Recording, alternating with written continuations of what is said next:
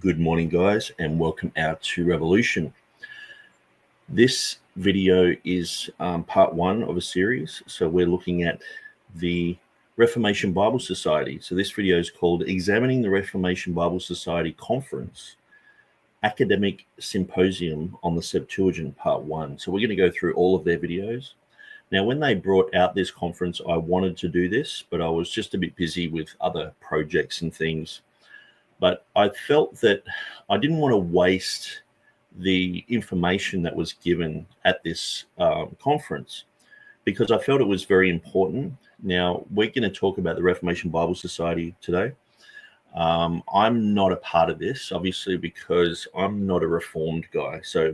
But I do take my hat off to these guys who are in the confessional bibliology camp or whatever they want to label themselves as. Many different types of labels. And so we'll have a quick look at their website. I'll just grab that. Here we go. So this is what is advertised on their website, 2024 media. Academic Symposium on the Septuagint. And so this was from August the 3rd, 2024. So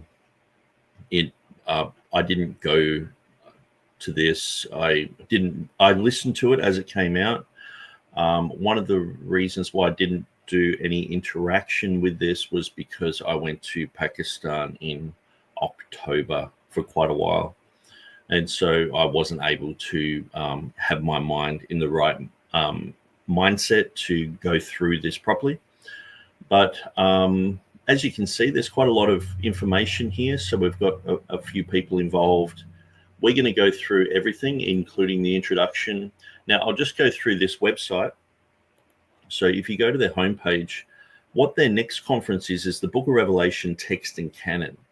And so what I sort of felt that we could do is it would be good to actually talk about things that are being discussed in these type of conferences, because, you know, sometimes even the King James Research Council, they'll have a conference and a whole bunch of sermons get done. And sometimes I don't even find out about these sermons until, you know, a year later, and I'm watching them thinking, well, it would have been good to keep that baton going on that subject, you know. And so I thought that I would rehash this issue of the Septuagint and bring it up while it's still fresh on people's minds, because we have the issue of the Book of Revelation, Text and Canon, coming up, which I think will be huge, because the Book of Revelation, the issues involving Erasmus, the last 6 verses of the Book of Revelation, you know, did he back translate from Latin? All these type of things are going to be brought up. If you're a regular to this program, you know my position on some of those things. But I think what I didn't want to do is just have all these sort of backlog of conferences. So I thought, well, I'll start this one, go through that, and then what we'll do is we'll have a bit of a build up to the Book of Revelation Text and Canon conference. And maybe we can even get a few people involved and interview them on the program as well, maybe before and after. But it would be a good thing to go through. And so I guess as we go through the Septuagint issue, we're going to be looking at all that. But then after that, we're going to be sort of building up to this, which is in August. So we've got quite a while to, you know, get the books out, start studying, think about these things. And I guess, you know, understanding textual criticism in the Book of Revelation is huge, because if you are a futurist, which I am, sometimes you see there are variants that affect doctrine, that affect entire chapters. Some people regulate entire chapters as being after the coming of Christ because of just one word taken out. Revelation chapter 11, where is to come, is deleted. And so it's going to be interesting looking at that. But I thought, well, I'd done some Septuagint videos that were sort of exposing what Jonathan Burris had said. Now, he came out and said a bunch of things. I did a video and sort of felt that sort of covered everything. Then he did a bit of a detailed video. I think it was because he wasn't happy that I'd done a rebuttal video. It wasn't even a rebuttal. It was just sort of saying, okay, well, Jonathan Burris is saying this. Let's examine it, And he was upset that it went so long. He said even these King James onlyist types. No, actually, he didn't say I was King James only. He was one of the few who said, even people who are non-King James only or something like that. Like he actually regulated me to where I should be. Most people just regulate me to what James White says. And if you just walk past the King James, you end up with the pox. And you're onlyist, you're Ruckmanite, you're Riplingerite, all these radical type of sensationalistic labels. And so I wanted to go through Jonathan Burris's video that he did after I did mine. It was quite complicated. It went for a while. I think it went for over an hour. And this is just by memory. This is going back months.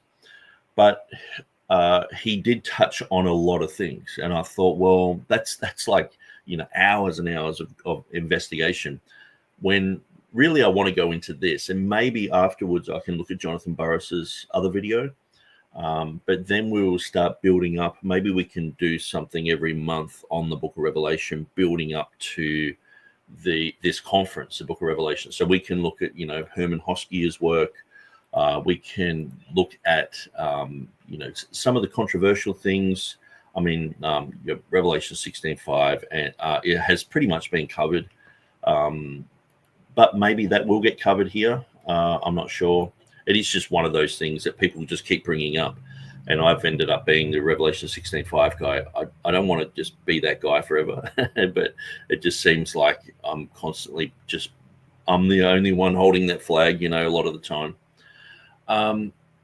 But we want to look at the writings of the early church. We want to look at early attestation in the manuscripts. We want to look at how the Greeks viewed the Book of Revelation. We want to look at the annotations of Erasmus and of Beza. There's lots to look at. So we'll have fun with that. And it's interesting, the Book of Revelation text and canon. And so this society, the Reformation Bible Society, now Jeff Riddle he did a conference with Robert Truelove, which was called Text and Canon. It was interesting because when that happened, I remember Stephen Boyce saying that these people are dangerous. And I was like, look, they've just got a different textual position. It doesn't mean they're dangerous, And so I think Robert Truelove seems to, I think he still holds to all those positions, but he sort of put the snooze button on being the lightning rod for all that. And Jeff Riddle, doesn't mind that sort of thing. And so he is the main guy behind this Reformation Bible Society, which I think it's a little bit more official. I remember when the Text and Canon conference happened, people were calling me, like I'm in Australia, and asking me, what could I do and things like that. I was like, look, these guys are running it. But so, yeah, they have a constitution. I won't go through all this now. You can just read it on their website. They have the board of directors. So you have Jeff Riddle, Jonathan D. Arnold. So he's in the UK. Christian McShaffery. So he's in United States. Christian Kanda, Fort Lauderdale, Florida. Ryan Noah, Grayslake, I think that's Illinois. I'm not sure about the acronyms in the states of America. Peter Van Cleek Sr., he's from Manassas, VA, and David Pittman from Addison, I think that's Ohio.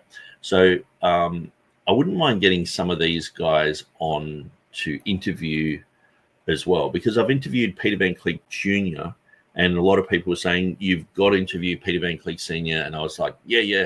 And I guess the thing is too, like, I want to do all my own stuff on this channel as well. And so sometimes I can I've noticed when you're doing the debate thing, you're on a roller coaster. You can't get off. You just have to see that through. And sometimes I just like to have the freedom to go, I'm going to do this. It's just something on my mind and on my heart. And, but I guess I've just got to do a bit of both. So you can become a member of that society. You can support them. They have sponsors. the Trinitarian Bible Society USA. Now, it's interesting. The Dean Burgon Society, they were going to be the Trinitarian Bible Society USA, and they tried to be. But I think because they were, fundamentalist Baptists, just the issues that were involved with the Reformed theology, that didn't really click, and so they ended up not having that, and they started the Dean Burgon Society. Which is interesting. So they kept Pure in All Ages Conference. And so, okay, so that seems like it's still going, like it's a different thing, which is interesting. I might just click on that because I'm assuming that this is sort of like a carry-on from that. Okay, so it's not really going anywhere, but okay, so you can get a newsletter. And then we're going into the media.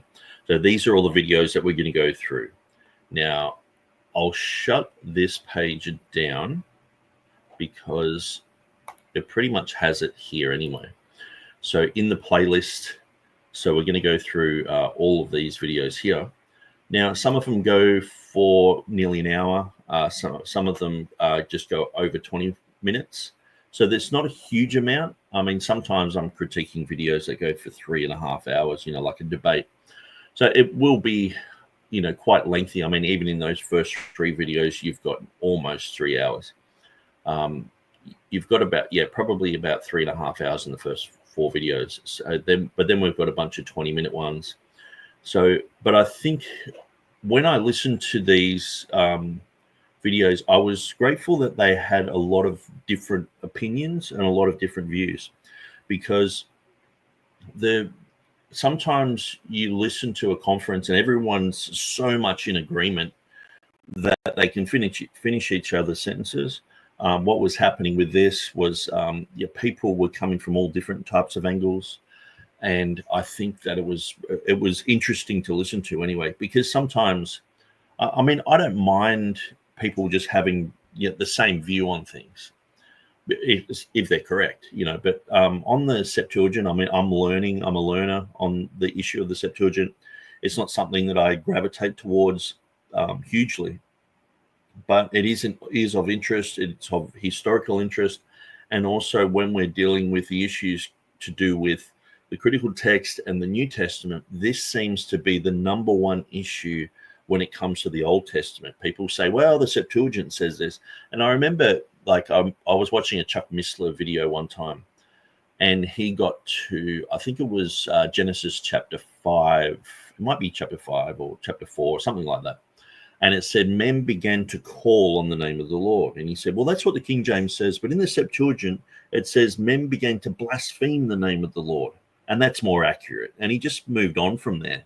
But he was sort of saying, I'm a King Jamesy guy, And I remember at the time just thinking, that's a big change. that's huge. If my Bible says something wrong like that, well, I want to know. And so I studied into that and just went, well, Chuck Missler, he's just said something off the cuff. It wasn't accurate. It wasn't true. But it does show you that people all around the world are sitting in front of pastors who many times are parroting things. They come from, from the academy. They come from people, like Peter Gurry, Peter Mead. Is it Peter Mead or Jonathan Mead? I always get those guys mixed up. But the guys from the Text and Canon Institute in Phoenix, they are bringing out a lot of material. James White will say a lot of stuff. But when it comes to the Old Testament, a lot of people are not the guru. When it comes to the New Testament, a lot of people are like, Dan Wallace, I'm the guru on the New Testament. James White, guru. But when it comes to the Old Testament, people tend to not know that much about it. Hebrew is also a very difficult language to learn. Understanding Greek, when you understand the Greek alphabet, you're like, well, half of these letters look like English letters anyway. So it's quite easy to sort of jump into Greek. And sort of, but most people say they're an expert in Greek when they're not. And so to get to their level is really quite easy. To get to an actual level of competency where you're reading it like you're reading English is a whole nother issue. But when it comes to Septuagint, people oftentimes are not fluent in Hebrew, and so they're not really sure how it should be translated into Greek anyway, and this causes problems as well. So, but it is an interesting exercise to read the Septuagint, to read the Greek Old Testament. The Reformers believe that the Septuagint was corrupted and that it wasn't accurate. We see groups like the Orthodox Church who use the Septuagint as their main text, and so this is of interest as well. So without further ado, I will play this first video. It's an introduction video that goes for nearly 9 minutes, and this is going to be Jeff Riddle. So here we go.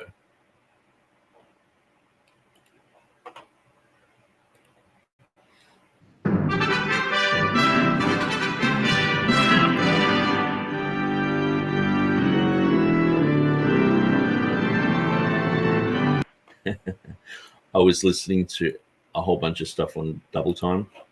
That's why it went so fast. It sounded good, actually. My name is Jeff Riddle, and on behalf of the Executive Committee of the Reformation Bible Society, I want warmly to welcome you to this inaugural meeting. Before we offer a welcome, a little bit of orientation, and then have our first lecture, allow me, if you would, to read one passage of Scripture and then to lead us in prayer. And so I'll read from the 119th Psalm, this great psalm that is dedicated to the doctrine of Scripture, and from the 105th verse, wherein the psalmist writes, "Thy word is a lamp unto my feet and a light unto my path." May God bless today the reading and the hearing of his word. And let's join together in prayer. Let us pray. Gracious and loving God, we give thee thanks and praise. Thou art great and greatly to be praised. And we give thee thanks for the ways in which thou hast revealed thyself, especially in thy word, with the special revelation of thy word. Be with us today as we contemplate, reflect upon thy word, study it. Help the fellowship and conversation to be charitable and edifying, and be with us throughout this conference. We ask this in Christ's name and for his sake. Amen. As we call this meeting to order, let me state that the purpose of this society is to, as the founding documents say, to foster and promote scholarly study, defense, and interpretation of the traditional Reformation text of the Christian Scriptures, meaning the Masoretic texts of the Hebrew Old Testament and the received texts of the Greek New Testament, by providing a medium. So it's interesting. I'll probably show this video as well.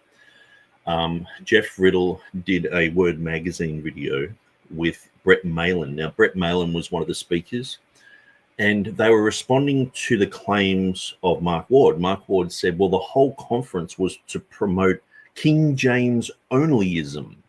Okay.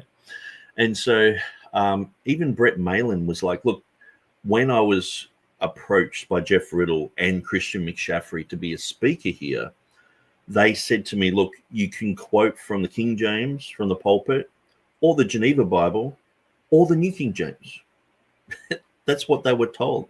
And so here's Mike Ward slandering these guys and saying, well, it's to promote King James onlyism. Well, it's certainly not. These guys, obviously, Jeff Riddle just said, we are here to promote the traditional text of the Reformation, the Textus Receptus, the Masoretic text. So these guys would hold a very similar position to, say, the Dean Burgon Society, who all the way through separated themselves from, Ruckmanism, the Ripplinger type of thing, the secondary inspiration type of concepts. But, people like James White just lump them all in the same bag. And it seems like Mark Ward just follows suit. And so I just sort of mention that because he is saying what the society is all about. So let's just rewind that a tiny little bit and listen to that. For his sake, amen. As we call this meeting to order, let me state that the purpose of this society is to, as the founding documents say, to foster and promote scholarly study, defense, and interpretation of the traditional Reformation text of the Christian scriptures, meaning the Masoretic text of the Hebrew Old Testament and the received text of the Greek New Testament. I mean, that's pretty clear. And so for Mark Ward to just say it's King James onlyism and then just sort of brand everyone as a Ruckmanite, it's just dishonest. And that's one of the reasons why I keep pointing Mark Ward out. And he thinks it's hatred, me saying that. It's just like, no, you've just slandered like these guys. And see, in all honesty, I look at these guys like I'm the bad kid out the back of the school, you know, wagging school or truancy or whatever you call it in the United States, you know, smoking cigarettes. And these are like the teachers who are all got it all together. That's how I see myself when I listen to these guys, because, you know, I'm a little bit of a rat bag and I'm a little bit of a stray cat, where these guys are like, you know, we're reformed and we've got it all together. And, you know, we run churches and I've been a pastor for 25 years here and there. And it's like these guys are really straight, you know, shooters. And for them to be labeled that, it's like who's not going to be labeled this? You know, if he's going to label these guys as King James only, it's like, well, man, you know, everyone may as well put their hand up. Okay, we're all just going to say it, you know.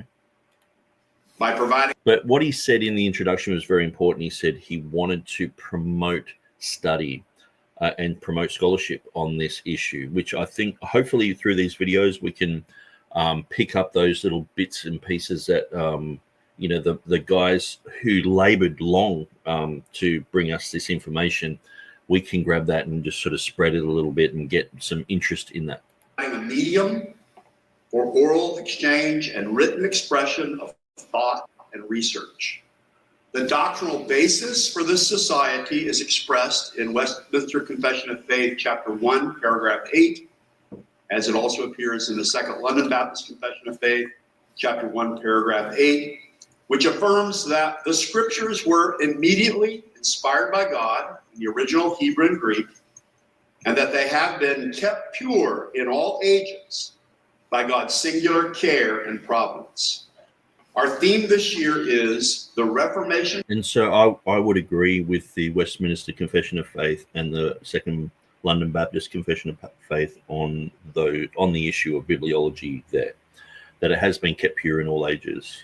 And I like that summary. I agree with it. And I think a lot of people do. I mightn't agree with a whole bunch of other stuff in those confessions, and even, you know, some of these other guys don't, you know, and they specifically go to the Second London one because it doesn't have, you know, paedobaptism and things like that. But when it comes to, you know, that particular issue of bibliology, I'm in agreement. And I think even people who, you know, I wouldn't agree with or follow, you know, people like Stephen Anderson and the new IFB guys, they've gravitated towards this position as well. And so, and I think it's a more healthy position than the Ruckmanite type of thing. The Ruckmanite type of thing tended to be very lowbrow and, you know, not going to the original languages, not even looking up in dictionaries words because of Gal Ripplinger. And so this was a very poor representation of, or a very poor defense or apologetic of the Textus Receptus, Masoretic text, and King James version. Basically, they were sort of demonizing everything else except for the King James, where I don't think that that's necessary to do that. I think they complement one another. And a lot of people are coming on board with that, which seems to be the correct understanding. The Dean Burgon Society and D.A. Waite, they tended to push that that type of narrative where they were constantly saying, we are advocating for the Textus Receptus and the Hebrew Masoretic text, and we believe the King James is a perfect translation of both of these. And so that seems to be the position. Hopefully that just becomes a stock standard position, and, you know, the whole, you know, secondary inspiration concepts just sort of fade away, because people are getting tired of that type of thing on Facebook. I've noticed people popping up on the Textus Receptus Academy on Facebook saying this type of thing. oftentimes they'll get sort of shouted down in the comments like, no, that's really bad. Don't. It's like argumentation for young earth creationism. People used to say all sorts of strange, things about science and stuff that just wasn't true. But they're trying, and they're actually defending something that's true. And at the end of the day, if you go to their conclusion, it's true, but just how they get there is wrong. At the end of the day, they're holding up a Bible saying this is accurate, this is correct, this is the word of God. But having the apologetic of Peter Ruckman, of Gail Rippinger, Sam Gipp, sure, they say some things correct, but a lot of it is questionable, and sometimes those questionable things just leak out into every other area. So that's why I like what these guys do. Even though I'm not Reformed, I think these guys are very good. And I always, take my hat off to Jeff Riddle and point people in his direction for sound, logical argumentation, and a good defense for the Textus Receptus. Text and the Septuagint. Our Eventbrite registration page offered the following explanation of our theme. Protestants have traditionally affirmed the Masoretic text of the Hebrew Old Testament and the received text of the Greek New Testament as immediately inspired and authoritative. Modern textual criticism has suggested that the Hebrew Masoretic text should be amended in favor of readings found in ancient versions like the Septuagint. Some have maintained that this is justified in part due to the fact that quotations from the Septuagint and other ancient Greek translations appear in the New Testament. Over against these recent developments, our conference will be devoted to maintaining the traditional Protestant perspective. We build this meeting as an academic symposium. A symposium is defined as a conference or meeting to discuss a particular subject. The adjective academic relates to the field of scholarly study and intellectual inquiry. So this is a meeting to consider scholarly study of the Reformation text and the Septuagint. This is an interdisciplinary conference, meaning we will approach this topic from the perspective of several distinct disciplines. In the 4 plenary sessions, for example, we will look at the theme from the perspective of Old Testament studies, New Testament studies, historical theological studies, and apologetic studies. The various short papers will also reflect this interdisciplinary approach. When we first announced this meeting, a few persons expressed skepticism on social media, namely on X, that our plenary speakers did not include any so-called Septuagintalists. That would mean someone narrowly or exclusively focused on academic study of the Septuagint. Indeed, as Edmund L. Gallagher has recently put it, we are currently in a boom time in Septuagint studies. In response to those who raised this question, I noted that this is not merely an academic symposium on the Septuagint per se.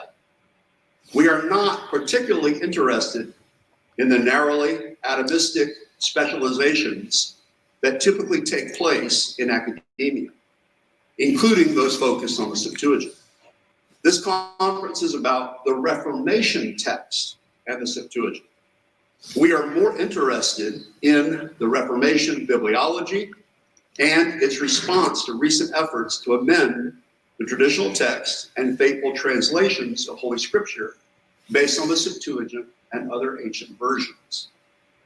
I hope all participants in this conference and those who listen later to these presentations online will understand and appreciate that this is our distinctive theme.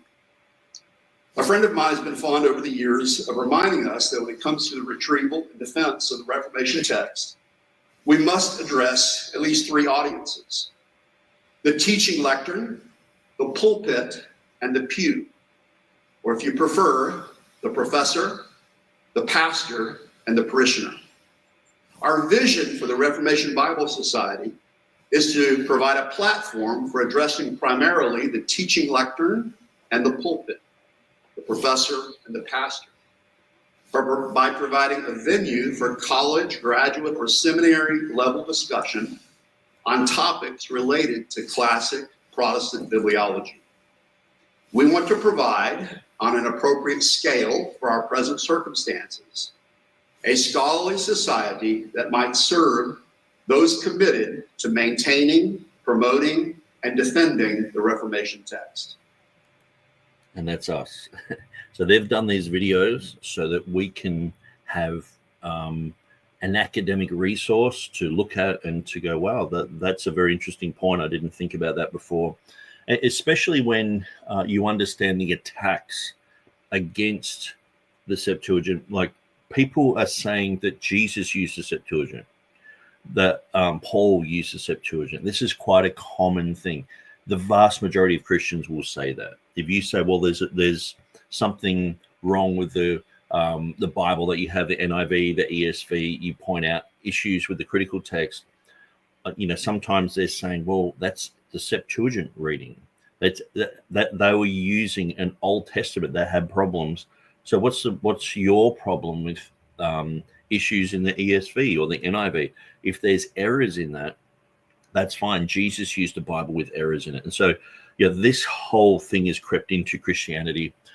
This is a very skeptical way of looking at things, because we believe that, or most people who are sort of part of my circles believe that Jesus used the Hebrew, so did Paul and other New Testament writers.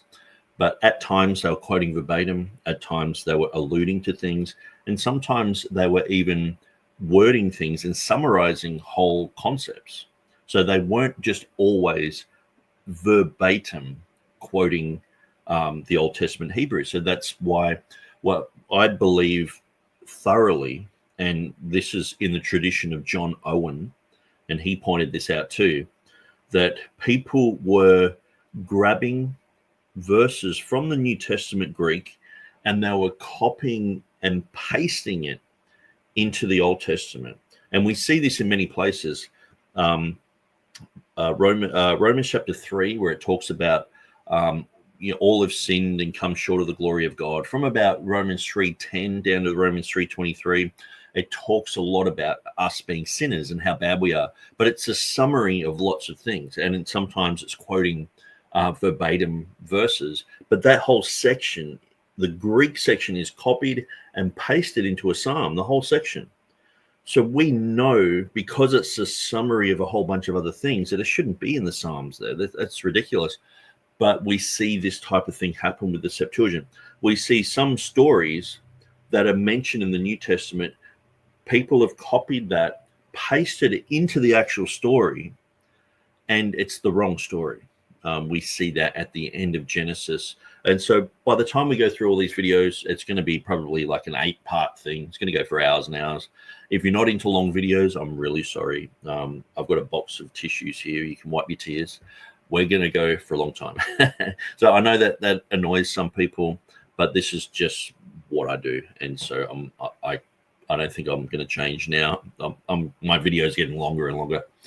But one thing that I really appreciate is when people follow along and look up things as we're going. And so as we go through these things, people are going to want to talk about the 70, the whole concept of, is this true that they, this is a BC document that they, that all these 70 went down to Egypt and they translated it there, or, is it an AD document? What are some of the theories that you could have? I've already seen some in the chat here. Someone mentioned and said Philo made the non-BC Septuagint about the same time the Apostle Paul received the revelation of the mystery. Hence, Satan was moving his hand fast, since this would be his undoing in heavenly seats. And so my understanding is the Septuagint was an accurate translation of the Old Testament Hebrew for the Greek-speaking church. That makes practical sense to me, that all the Greeks who got saved, Greek-speaking people who got saved in Thessalonica and Colossae and other places, they wanted the Old Testament just as much as we want to read it. And so they did that, but eventually there was a whole bunch of different versions.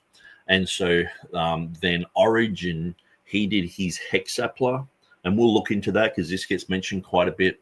And so we'll look at what the hexapla is. And so the fifth column of his hexapla is what became the standardized Septuagint.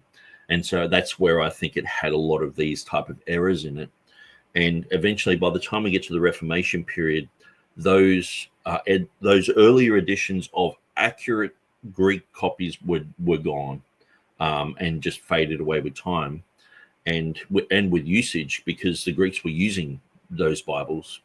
And eventually it became Origen's hexapla. It became a corrupted document, and that's what we see today used by people today. And that they're trying to correct the Hebrew with this document, where I don't think they should do that. They accuse King James only people of putting the English above the Greek, because some people say that. I don't. I think they just complement each other. But they say, well, you can, someone will say you can correct the Greek with the English. Well, it just depends if it's a critical text, But if it's the Textus Receptus, if they're just, basically, if it's a translation from the Greek, I mean, most people are like, you don't correct the Greek with the English, that's sort of like a silly notion. But these critical text advocates are saying that we can correct the Hebrew with the Greek translation. So they're actually advocating for an onlyism type of thing. And it's a Septuagint onlyism, where I know the whole concept of onlyism is silly, but I'm using their type of terminology. Basically, they are advocating that a translation can override the original Hebrew, where if someone, a Peter Ruckman type or a Ripplinger type does that type of thing and says, well, I think the English is better than the Greek, well, they're a cultist and all the rest of it. That's one of the main reasons that they would be rejected. Well, why isn't that same standard used on people who override the Hebrew with a Greek translation? And so they're going to be questions that are brought up.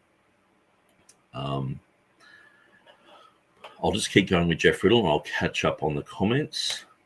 As I understand it, when the Evangelical Theological Society, or ETS, held its first meeting in 1949, there were about 60 persons who were present. We are not beginning from so nearly as privileged a position as they did. At present, very few Reformed and evangelical churches, schools, publishers, and parachurch ministries hold a commitment to the Reformation text. We do not know how the Lord might be pleased to use this society as we go forward, but we commend it today to his sovereign and all-wise purposes, to his glory, and to the blessings of his people. You can join the Reformation Bible Society by visiting the membership page of our website, reformationbiblesociety.org. You can fill out a paper form there, and a form there, and then a digital form, and then you can submit your payment, annual payment, which is $30 for 1 year to become a member of the society. You can also read the stipulations of the Constitution about what's required for membership.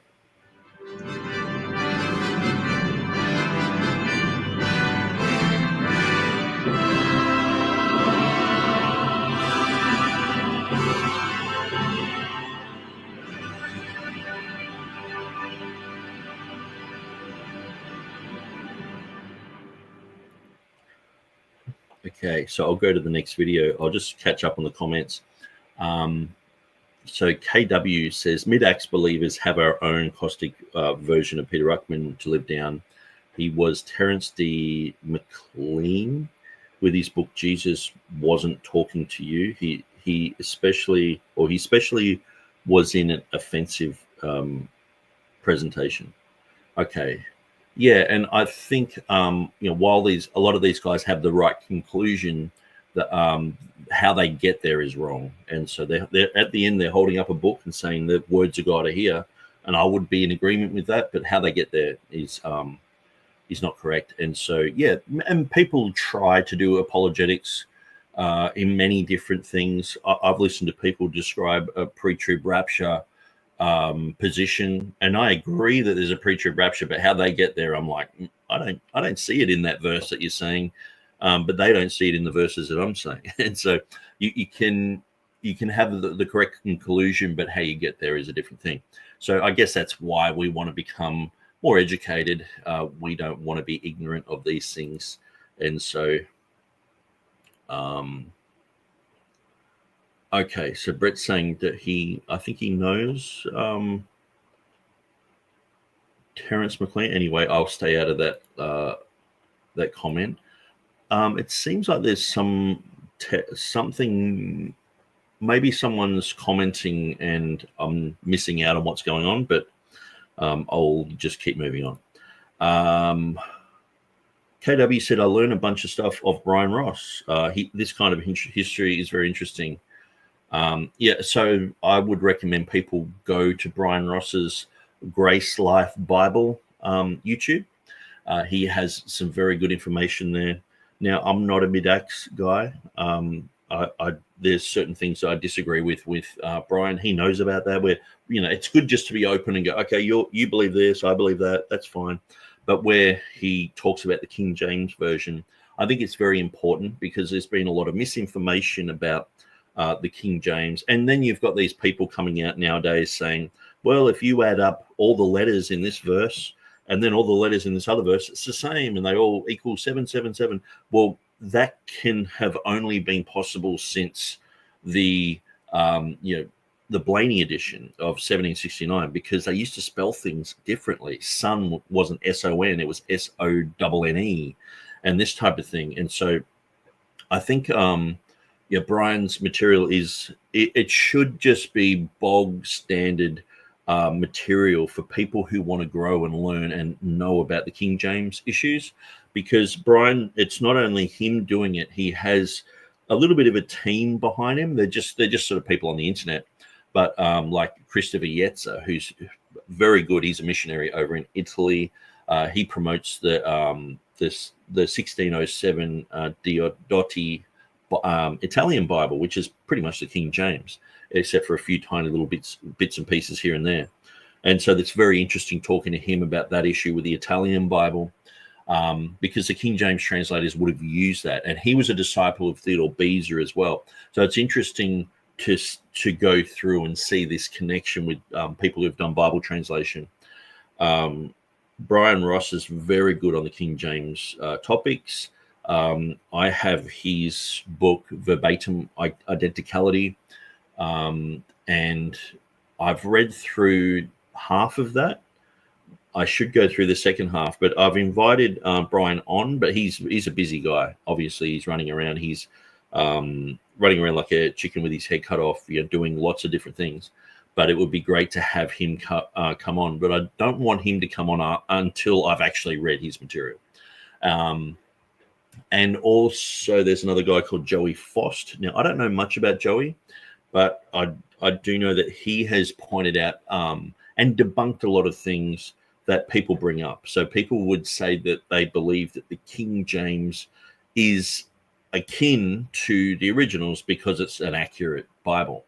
And so people have said, oh, this has only come around since Peter Ruckman, but then they'll turn around and say, oh, it comes from a Seventh-day Adventist guy, Benjamin Wilkinson, and that they usually just say this sort of stuff. James White says it, a whole bunch of other guys who are around James White,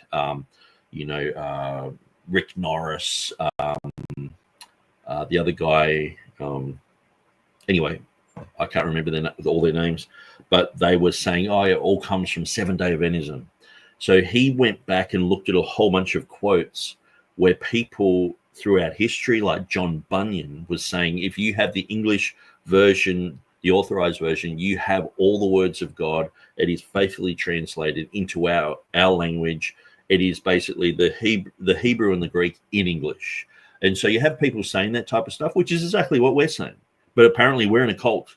I mean, maybe what we should do is retroactively go back and get John Bunyan and all these other guys and just label them all as, TR only people or whatever, and say, oh, they're all part of us. Why have you got a problem with them? But anyway, I'll keep playing through this. This just auto plays onto the next video. So this next video, I'll just let you know my thoughts. When I listen through this, sometimes I would listen live, sometimes I'd be busy and have to catch up. But when I listened to this first one, I was a bit taken back. I was like, this guy doesn't seem like a strong TR guy, like a guy who's like a Jeff Riddle sort of thing. That's what I was expecting, someone to just come along and say what Jeff was saying. But I kind of enjoyed this because it made me question things and go, okay, I don't want to be in an echo chamber and just listen to people who I agree with. Now he's come forward, he said what he said, and we need to be students and go, okay, is what he's saying true? So that's why I wanted to study through these and not just rush through them. So we've got that under our hat. We want to study through them, like what Jeff Riddle said in the introduction. So I'll just sort of give you that. So he's this is coming up next. So that's him there. When I first listened to it, I went, I don't like that. At the end of it, I was like, I'm not sure about that. And I actually went back and listened to it again, and I was like, okay, I can see a few points that he's bringing up that I'm also in question about. But then it's sort of, I think Jeff Riddle cleans it up and explains some of the things that he was saying. And then in some of the videos that come afterwards, him and Brett Malin, they talk about some of the things and explain what's going on. So let's go through this.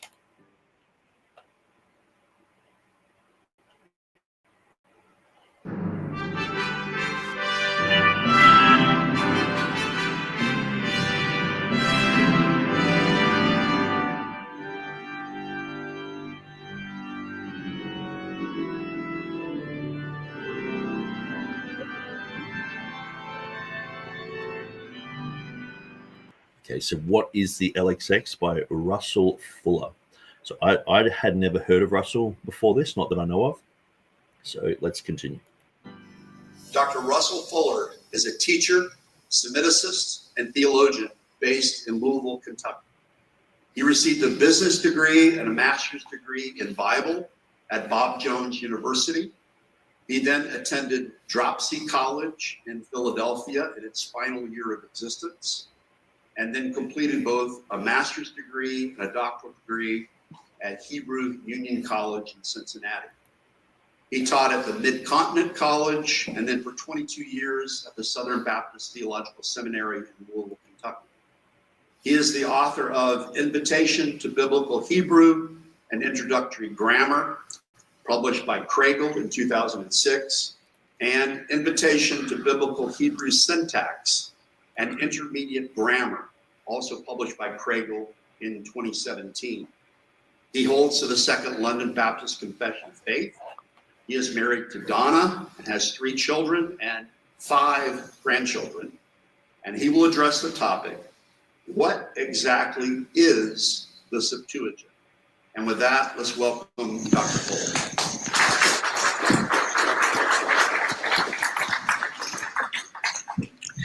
I'm going to do in the first session here sort of an overview, but I'm going to go through the overview parts of it rather quickly.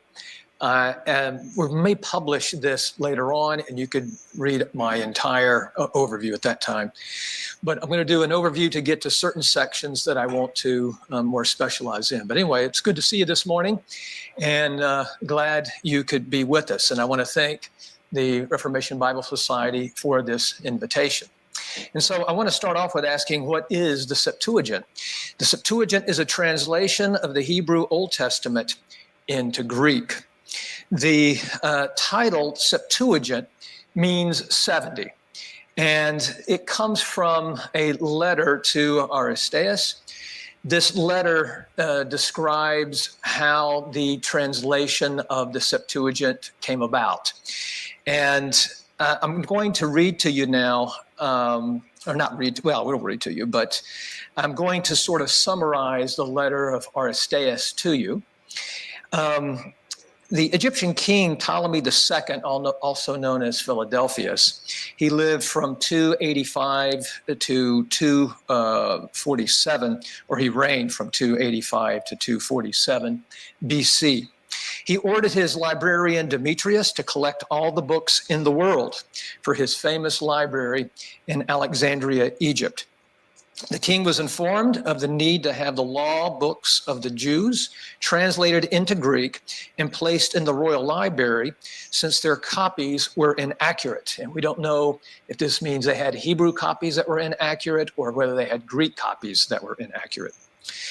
Demetrius, the librarian of the king, then writes Eleazar, the high priest of the Jews, to obtain the manuscripts and translators. And they supplied 6 from each tribe. Now that'll give you, of course, 72. And so when they...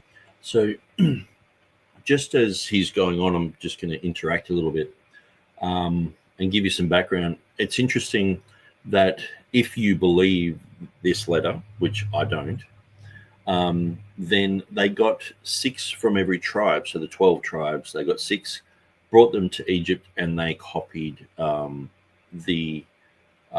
the Torah. Okay, so this is against the law of God. The law of God states that the Levites were to be the scribes. They were to be the ones who penned and copied the Bible. Okay, so to get these guys from the other tribes down there was not according to the law.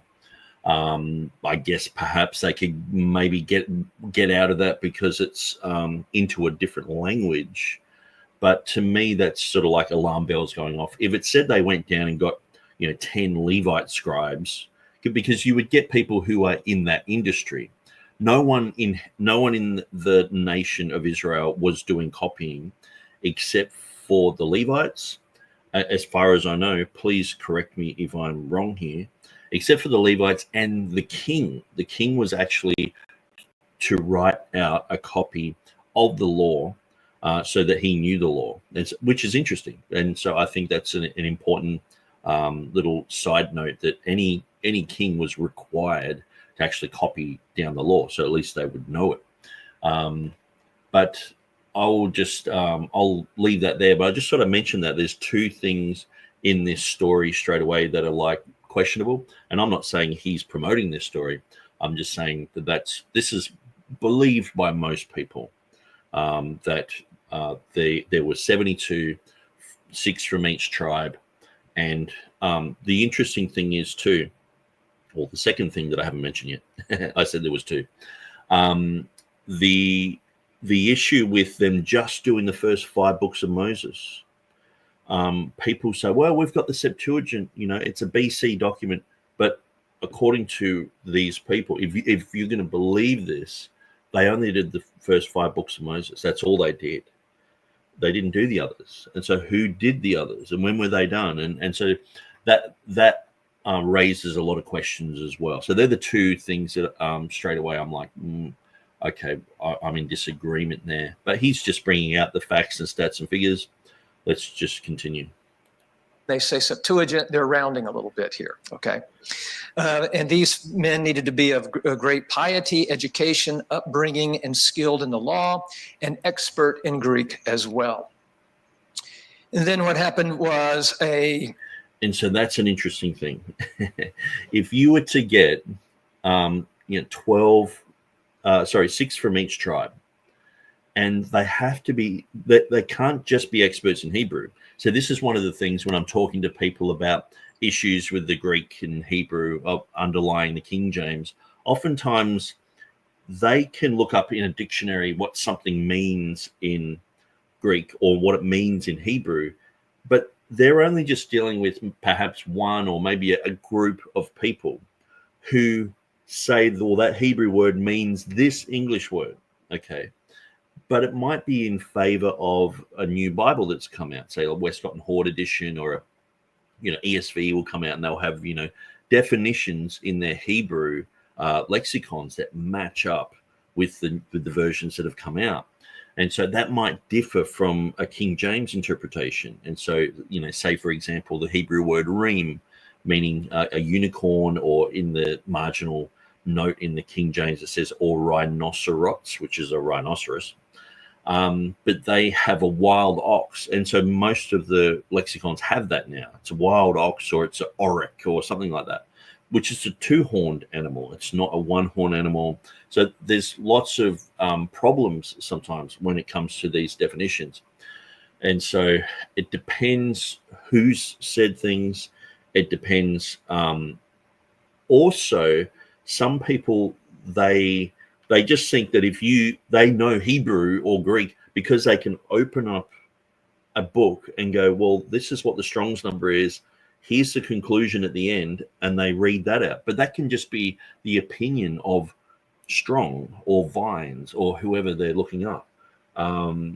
That can just be the opinion of one person, and they think that, oh, that's what Hebrew means. It definitely means that. So you have to be fluent in Hebrew to really know what it's saying, don't you? You have to be fluent in Greek to really know what it's saying. You have to be fluent in English to be able to translate the Greek and the Hebrew into English. Now, thankfully, the King James translators had that type of capability. They were able to read Hebrew, read Greek, many other languages. Lancelot Andrews knew 21 languages, 15 of the European languages, 6 ancient languages. Very smart guy. But these guys were doing language projects like Henry Saville. He was doing the complete works of Chrysostom. It's all in Greek, and so he's going through and working on that. So he would have to know Greek and English to that type of level. So these people who were doing the Septuagint, apparently, according to this story, would have to know not only Hebrew 100%, which we can agree, okay, they probably did, but then they would have to know the Greek just as well. So that's part of their story. A group went up to Israel with Aristeas in order to obtain these translators and the manuscripts. Then the translators and the manuscripts arrive in Egypt to a royal reception for 7 days. And after being with the king for 7 days, they are taken to an island away from distractions in order for them to do their work. And over a time of 72 days, they complete their work. And what they do is they compare their work with one another. And later on, there'll be other traditions that they came up with it separately, the translation separately. But in the letter of Aristeas, the way it's actually described is that they worked together on this translation, completed in 72 days, read to the Jewish community there in Egypt, and they were very pleased with it. And then they pronounced anathemas for anybody who would change the translation. And so with that, basically the story ends. And so many scholars believe that this story is complete fiction, totally made up. Others believe that it is true history. I would say most scholars are somewhere in the middle, probably, not accepting everything that's said in the letter, but most people do accept it. And that's why when we date the Septuagint, we start with around 280 BC. So you can see a lot of issues with this. Now, this is the letter of Aristeas. So this is from the Vatican. Now, this is 11th century. So there's obviously quite a lot of these around. But people are saying, that these things are fake. Now, what happens when you get a religion involved with something? Like, say, the Shroud of Turin. I think it's just a fake. To me, it's just something that's ridiculously fake. I know some Christians are like adamant, no, they've tested it and they've done this and done that. And I've looked into all that and just gone, sorry, guys, I'm just not seeing that. But what we can see is if certain religions have a certain bias towards something, then scholarship seems to be swayed by this, which is unfortunate, because you want scholarship to be neutral, but it's pretty hard to be neutral about the Septuagint when you have so many people saying that the Septuagint is the Bible, specifically the Greek Orthodox groups. The Greek Orthodox groups, there are many translations of the Septuagint into other languages around the area of, Ukraine, Crimea, Russia, the Slavonic Bibles, and Armenian. Many of these Septuagint readings have crept into Old Testaments. And so to me, that's unfortunate, because then you have people saying, well, that's my Bible. You can't come against that. And it becomes a tradition where you can't unseat that from people.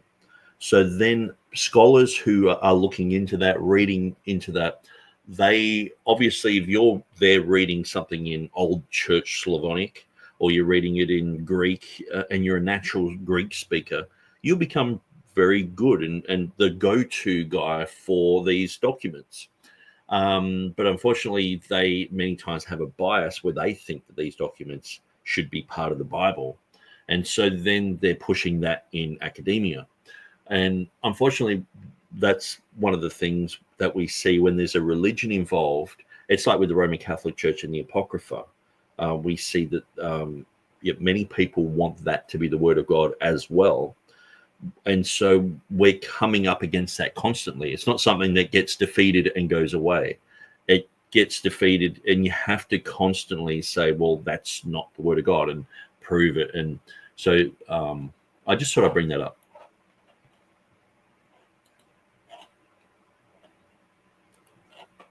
Now, it is possible it could be a little earlier than that. There are some sources that refer to Ptolemy's predecessor as having collected certain manuscripts. And so perhaps the Septuagint could go back to maybe 300, but probably the end time of that date would be something like 180 BC. And this comes from the writings of Ben Sirach. And so it looks like by 180 BC, the entire Old Testament has been translated into Greek. So if we were to put a date on the Septuagint, it would have to be probably somewhere between 300 BC and 180 BC. Okay, that Egypt is the provenance, or the place where it was translated. And so I would disagree with those dates. I believe the Septuagint is clearly after Christ. And so perhaps there were some books written, perhaps there was something there. I'm not sure. But a wholesale Septuagint that, Jesus went and bought a copy and gave his disciples, all had one as well. And, that to me, it's just, that's not, the evidence doesn't point to that. Translated, of course, goes back to Aristeas, but also if you look at the Septuagint, there are some Egyptian words that are in the translation. For instance, in Genesis 41:2, you have a word for reed grass. That's an Egyptian word. Also in Leviticus 11:17, you have an Egyptian word for, it looks like a stork or some type of bird. Okay, so there are, and there's a few others, by the way, there are Greek words in the Septuagint. Also, the way certain Greek words. Okay, so that would be an interesting thing to look into. Maybe I can just have a quick Google search, Egyptian words in the Septuagint.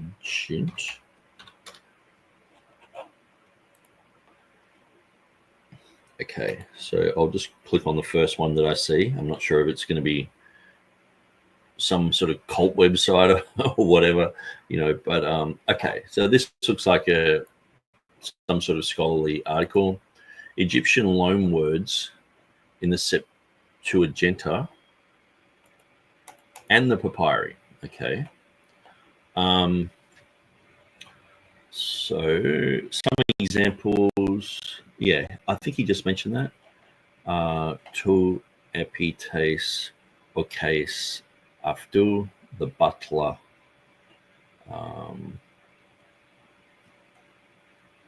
Okay. Very few Egyptian terms have reached us through literary Greek. Okay. So what comes to my mind with that? Which Septuagint are they talking about? Are they talking about the Septuagint that we have in our hand today?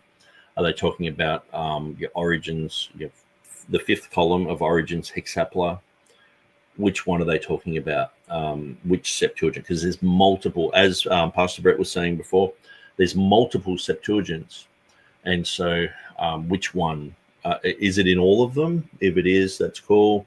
We can go, okay, well, that's obviously in there.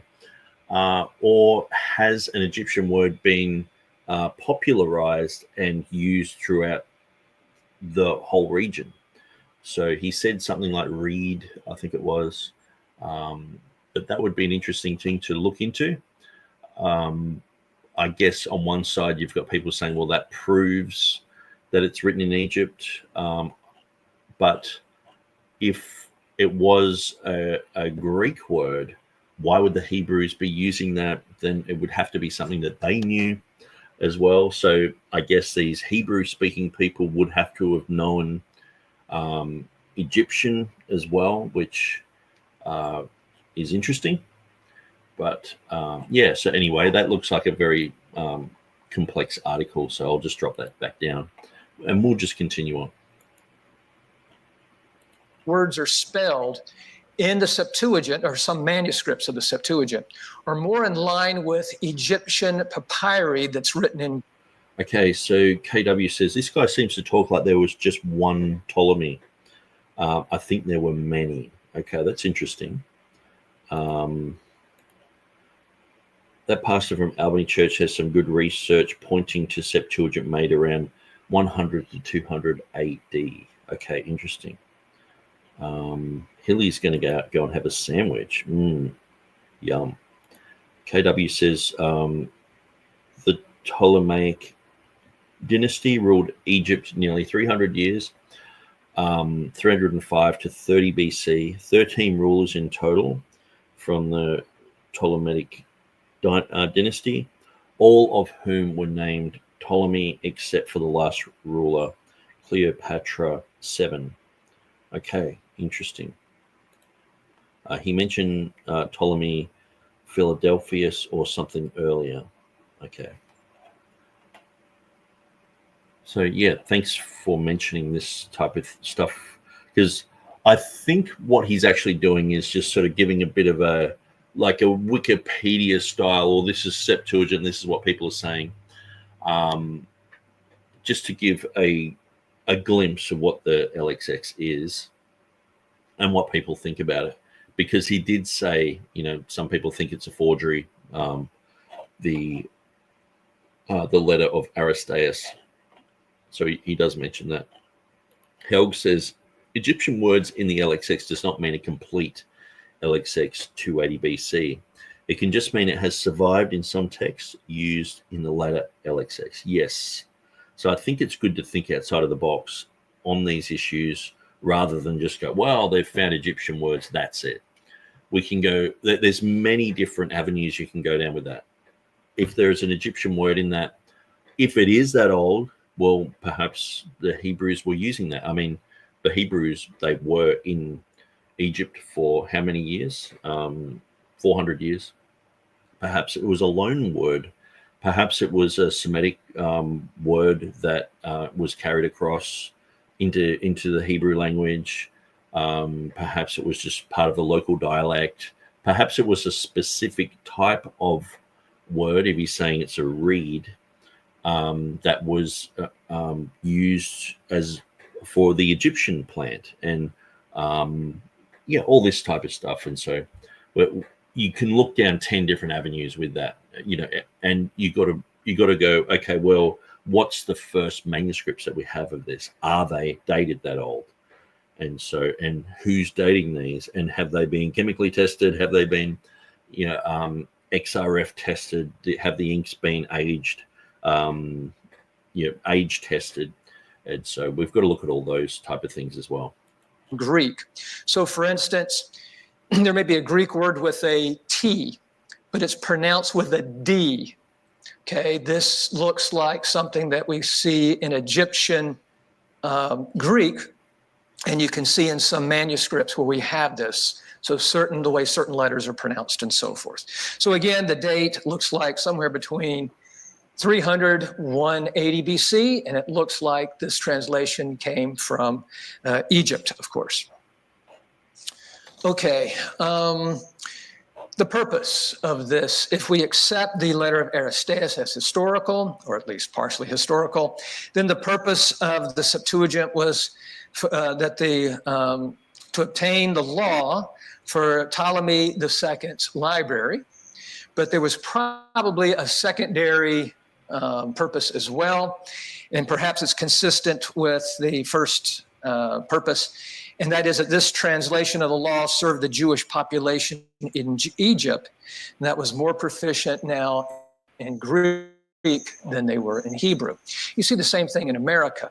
If you have Jewish communities in America, unless they are like in places in New York, for instance, they'll have a very tight Jewish group. Well, they may speak Hebrew in that group, but when the Jews, most of the Jews, like in Cincinnati, where I studied, and in Los Angeles and so forth, they're better with English than they are with Hebrew, but yet they know quite a bit of Hebrew from synagogue, from liturgy. So in the synagogue, it's going to be Aramaic and it's going to be Hebrew that's going to be spoken and so forth. They speak in English there too, but when they read from the Torah scrolls, it's going to be the Hebrew that's going to be pronounced, you see. That's what's going to be pronounced. And probably you had the same thing here. Once Jews leave Israel, they usually become more proficient with the language where they are. And so in Egypt, they're going to be better speakers of Greek. And remember, it's Greek at this time because of Alexander. Alexander has spread Greek all over the world at this time. And so that's why it's Greek and not Egyptian. And so anyway, the purpose is, again, to fill a void in the library of Ptolemy, but also to probably serve the Jewish population there in Egypt. Let me just talk very briefly about the manuscripts that today are used for the Septuagint. There's 3 in particular, but there are many manuscripts of the Septuagint. But the 3 big ones are, of course, Vaticanus. It gets its name from its location in the Vatican. Okay, it is a 4th century manuscript, and by scholars today, it's considered the single best manuscript of the Septuagint. And also Sinaiticus, and again, it gets its name from where it was discovered at the St. Catherine's Monastery in Sinai. And again, it was discovered by Tischendorf in 1859. That's probably considered the 2nd best manuscript today of the 1844, and then the largest part in 1859. Septuagint. It was Tischendorf persuaded the monks there to give the manuscript to Tsar Alexander II of Russia. And it was there till, I believe it was 1933, when Stalin, he needed money. He sold the manuscript to England. It's in the British Museum today for £100,000, which would be a great deal at this time. If you could get that same deal, I would advise you to take it. And then you got Alexandrinus. Again, that's the 3rd manuscript. Isn't that interesting? So we see Codex Sinaiticus, Codex Vaticanus, and Codex Alexandrinus. These are the manuscripts that people are going to for the New Testament that creates the critical text. It's specifically the main 2 pillars, Sinaiticus, Vaticanus. Alexandrinus is used a lot, like in the Book of Revelation and things like that. But it's quite interesting, the history of these manuscripts. And when you understand how important these are to New Testament scholarship, understanding how important these are for Septuagint readings as well, it shows you that if these 2 manuscripts are seen as corruptions, are seen as, unfaithful copies, as like Dean John William Burgon would have said, or if they are tested and found to not be that old, just say they're done in the year 1100, 1200 or whatever, that causes a whole bunch of problems in both New Testament scholarship and Old Testament scholarship. And so people are writing on the dating method a lot. And so usually when you study something, you boil things down, and you end up going, who dated this old? Now, I know even Dean Burgon, he dated these things as old, but many of these people who have been dating manuscripts have been duped by forgeries and things like that. And I'm not saying that Burgon was ever duped into anything, but many scholars who know their stuff, they've been duped into thinking certain manuscripts were old, but they were actually modern day forgeries. And so we understand that at the top level, people have been deceived. So when you look at counterfeit notes, what I'm saying is, even if you were to give someone a counterfeit note, and if they're an expert at looking at counterfeit notes and they can't tell that it's not genuine, I mean, that just shows you the level of deception that's out there. And we need to not just go, well, let's just get some guy's opinion on that. We need to chemically test all these manuscripts. We need to, if the libraries won't allow them to chemically test them, we need to at least test them with the XRF technology, to look at the inks, to look at the age of these things, just like Nehemiah Gordon has recently done with the Distigmai in Vaticanus. So I think all these things need to be done before people make definitive claims and say, okay, well, the Old Testament Septuagint looked like this in this age, when we have the ability to test these nowadays. So it's a bit like saying, well, this murder happened here and this happened there, and we've got DNA testing and we can just go and DNA test something and case closed, but we're not DNA testing. It's just like, well, no, we refuse to DNA test that. It's like, well, obviously you've got something to hide if you're actually pushing against it. You should be for it. You should be, if you are into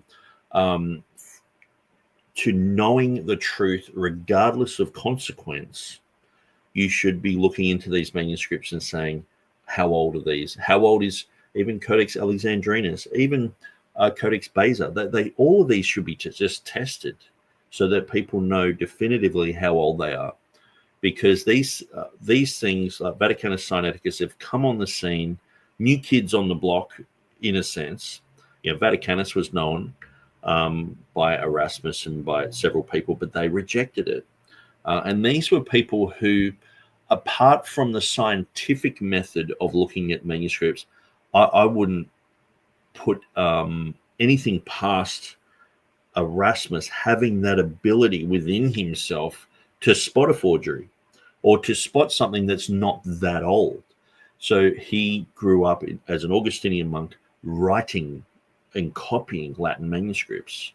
And then he was a proofreader in Aldus Manutius' Greek printery. So he was proofreading for Aldus Manutius, the greatest Greek printer ever. So who would you want to look at a manuscript and spot errors and spot problems and see if a scribe got it done correctly? Erasmus. He knew manuscripts. And obviously, even the secular world, they say this guy was brilliant. This guy's amazing. There are universities named after him. Many people praise Erasmus as being, the prince of the humanists and all this sort of stuff.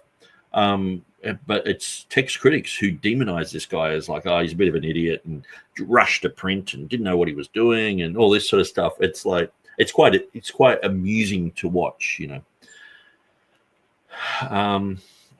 Let's continue. All of these manuscripts, Vaticanus and Sinaiticus are considered 4th century manuscripts. That's the 300s AD. Alexandrinus is either a 4th or 5th century manuscript AD. It gets its name from the city of Alexandria, Egypt. From there, it goes to Constantinople, and then there they present it to King Charles I of England. He's successor to, of course, King James of the King James Bible. So that's a very interesting thing. Codex Alexandrinus. This is apparently 5th century. It has Byzantine readings in the Gospels, but in the rest of it is Alexandrian type readings. And it was given as a gift to King James, but he passed away, and King Charles, who was the one who had his head cut off, he accepted that one. And so when you look at Walton's Polyglot, if you ever get into that, he examines that document, which is quite interesting. And again, it resides in the British Museum to this day. If you want to study basically anything that deals with Babylon or anything that deals with this topic, you go to England. They have it they have it all. So that which in a way, people see as immoral and all the rest of it. But I mean, all you have to do is go to Afghanistan, and the big statues of Buddhas there that are like hundreds of feet high. Just in the Afghani war, they were blowing them up because they're idols. You know what I mean? And Muslims aren't going to put up with idols, so they're just blowing the things up. These type of things are just seen as pagan idolatry, and that they just destroy them. So it's probably a good thing that I understand the morality behind it is questionable, but it's probably a good thing that they just grabbed everything and put it in one place, and we can go, that's even manuscripts. They went around the world just grabbing manuscripts, and now we've got piles of them in the British Museum and things like that.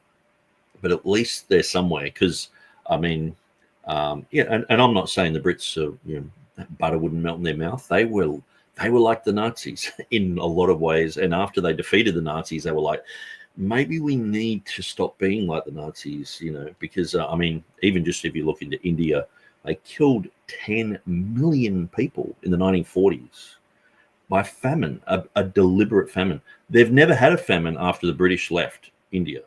They haven't had one since. It goes to show you that all the famines that were happening under the British rule there were because of the Brits. They were stealing the food from them and giving them to other parts of the empire to support the war or whatever they were doing. 10 million people died.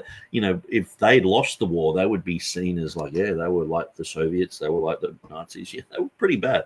But people don't see Indians as real people, or they're just brown people, But you think about this a lot, when I've been in Pakistan quite a bit and looked up on the history of India and all that, and it's like, man, that's really bad, But it's just like the Roman Empire. They did a whole bunch of stuff. You can't change it. That's fact and history. And so that's what the British did. And some of them were really good. Some of them were really bad. But they ended up with a whole museum filled to the brim with all sorts of interesting things. I'd love to go to the British Library. I'd love to do a manuscript tour of that. That'd be fantastic.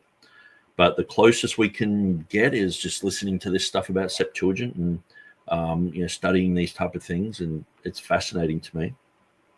KW says, I find it interesting that on the heels of 1882, Westcott and Hort, the early Nazi party started, and the relics of Pergamon got transported to Munich, followed by 2 world wars, like an earthquake started. Yeah, that's interesting. Yeah, the Nazis were very interested in text criticism as well, with Kittel. A lot of people know Kittel's dictionary of New Testament words.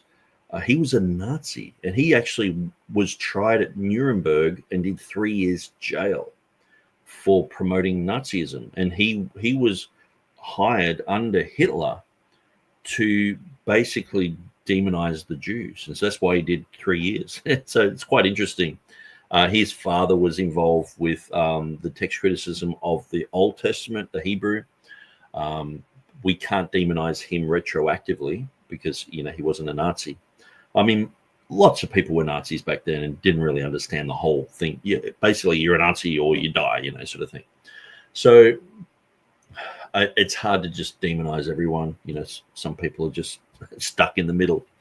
But interesting history behind the Third Reich and their interest in old, ancient things, ancient manuscripts, history of that area. So let's continue. That's where you want to go if you want to study these things by looking at it directly. And again, these three manuscripts are the main ones. And when you look at the modern editions of Septuagint, most of them are based primarily on Vaticanus, with the other two used, but also there's other manuscripts used. There have been two types of modern text used. One is called a diplomatic text. And what they mean by this is they've chosen one manuscript to be the text that they're going to basically present in the text, okay? And usually that's Vaticanus. So if you look at Sweet's edition of the Septuagint, it's really Vaticanus, and then where Vaticanus is missing pieces, because all three of those manuscripts, they're not complete, okay? There's some gaps, there's some holes. And so Vaticanus is the base text. Where it's missing places, they'll fill it in with the other two manuscripts, and sometimes they even have other manuscripts they'll use. So this is called a diplomatic text. So that's interesting. They're using Vaticanus as like the draft text or the main text, and then they're filling in bits of information from other texts. So Vaticanus has become the primary document for New Testament textual criticism and also Old Testament Septuagint editions. So it's a very valuable document. So yeah, it's interesting. I think this is a very interesting time to be alive, and I think that the work of Nehemiah Gordon is, I think there's, with him testing the distigmai, which are the dots in the margins of Vaticanus, he's only just done this last year. Now, the findings came out in December. I interviewed him probably about 6 weeks ago on different issues, because I couldn't really talk about those things until they were released.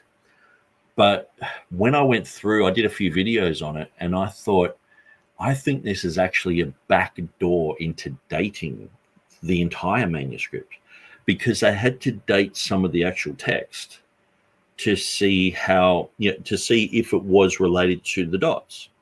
So inadvertently, they have tested it with an XRF technology. So XRF technology is, I was mentioning this. We used to have an XRF gun where you get a rock and you'd go over the rock and it would show you how much zinc and copper and gold and whatever's in that rock. So when I was in Papua New Guinea, we were doing that with rocks and things like that. People would come in with a rock and we'd test all sides of it and go, sorry, it's a bunch of zinc or bunch of copper or whatever. But yeah, it shows you what's in it, and it can show you that if there's hardly anything in it, which happens at certain epochs of time, so you can tell the date of the ink. And so I think that's very interesting. And I think that the work of Nehemiah Gordon has sort of opened up a whole can of worms that people haven't really even discovered yet or come to grips with yet, that he is pretty much dated that manuscript inadvertently, which is interesting. And so I'm waiting for more people to talk about this, because it's out of my depth, but it's just very interesting to me. Okay, let's continue. The other type of text is known as the eclectic text, and the word eclectic means to choose out. And what they're doing is they're looking at all these Septuagint texts, and they're picking what the scholars believe is the best reading. I think most of you are familiar with this eclectic text idea. And so the idea is they have these manuscripts, and the scholars will judge which reading. Here we'll pick Vaticanus, over here we'll pick Sinaiticus, here we'll pick this and that and so forth, okay?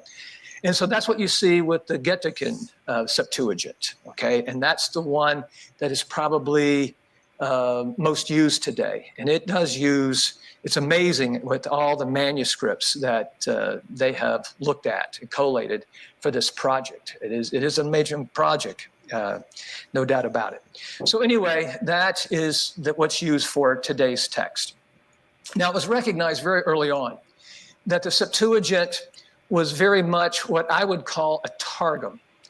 And what do you mean by targum? Targum means it's a translation, but it's also sort of an interpretation. And so it's something, in other words, it's much more expansive than just a normal translation. You see this with the Jewish Targums, which are written in Aramaic. Some of them are very expensive. Okay, if you look, for instance, at the Jewish Targum of Song of Solomon, I mean, it is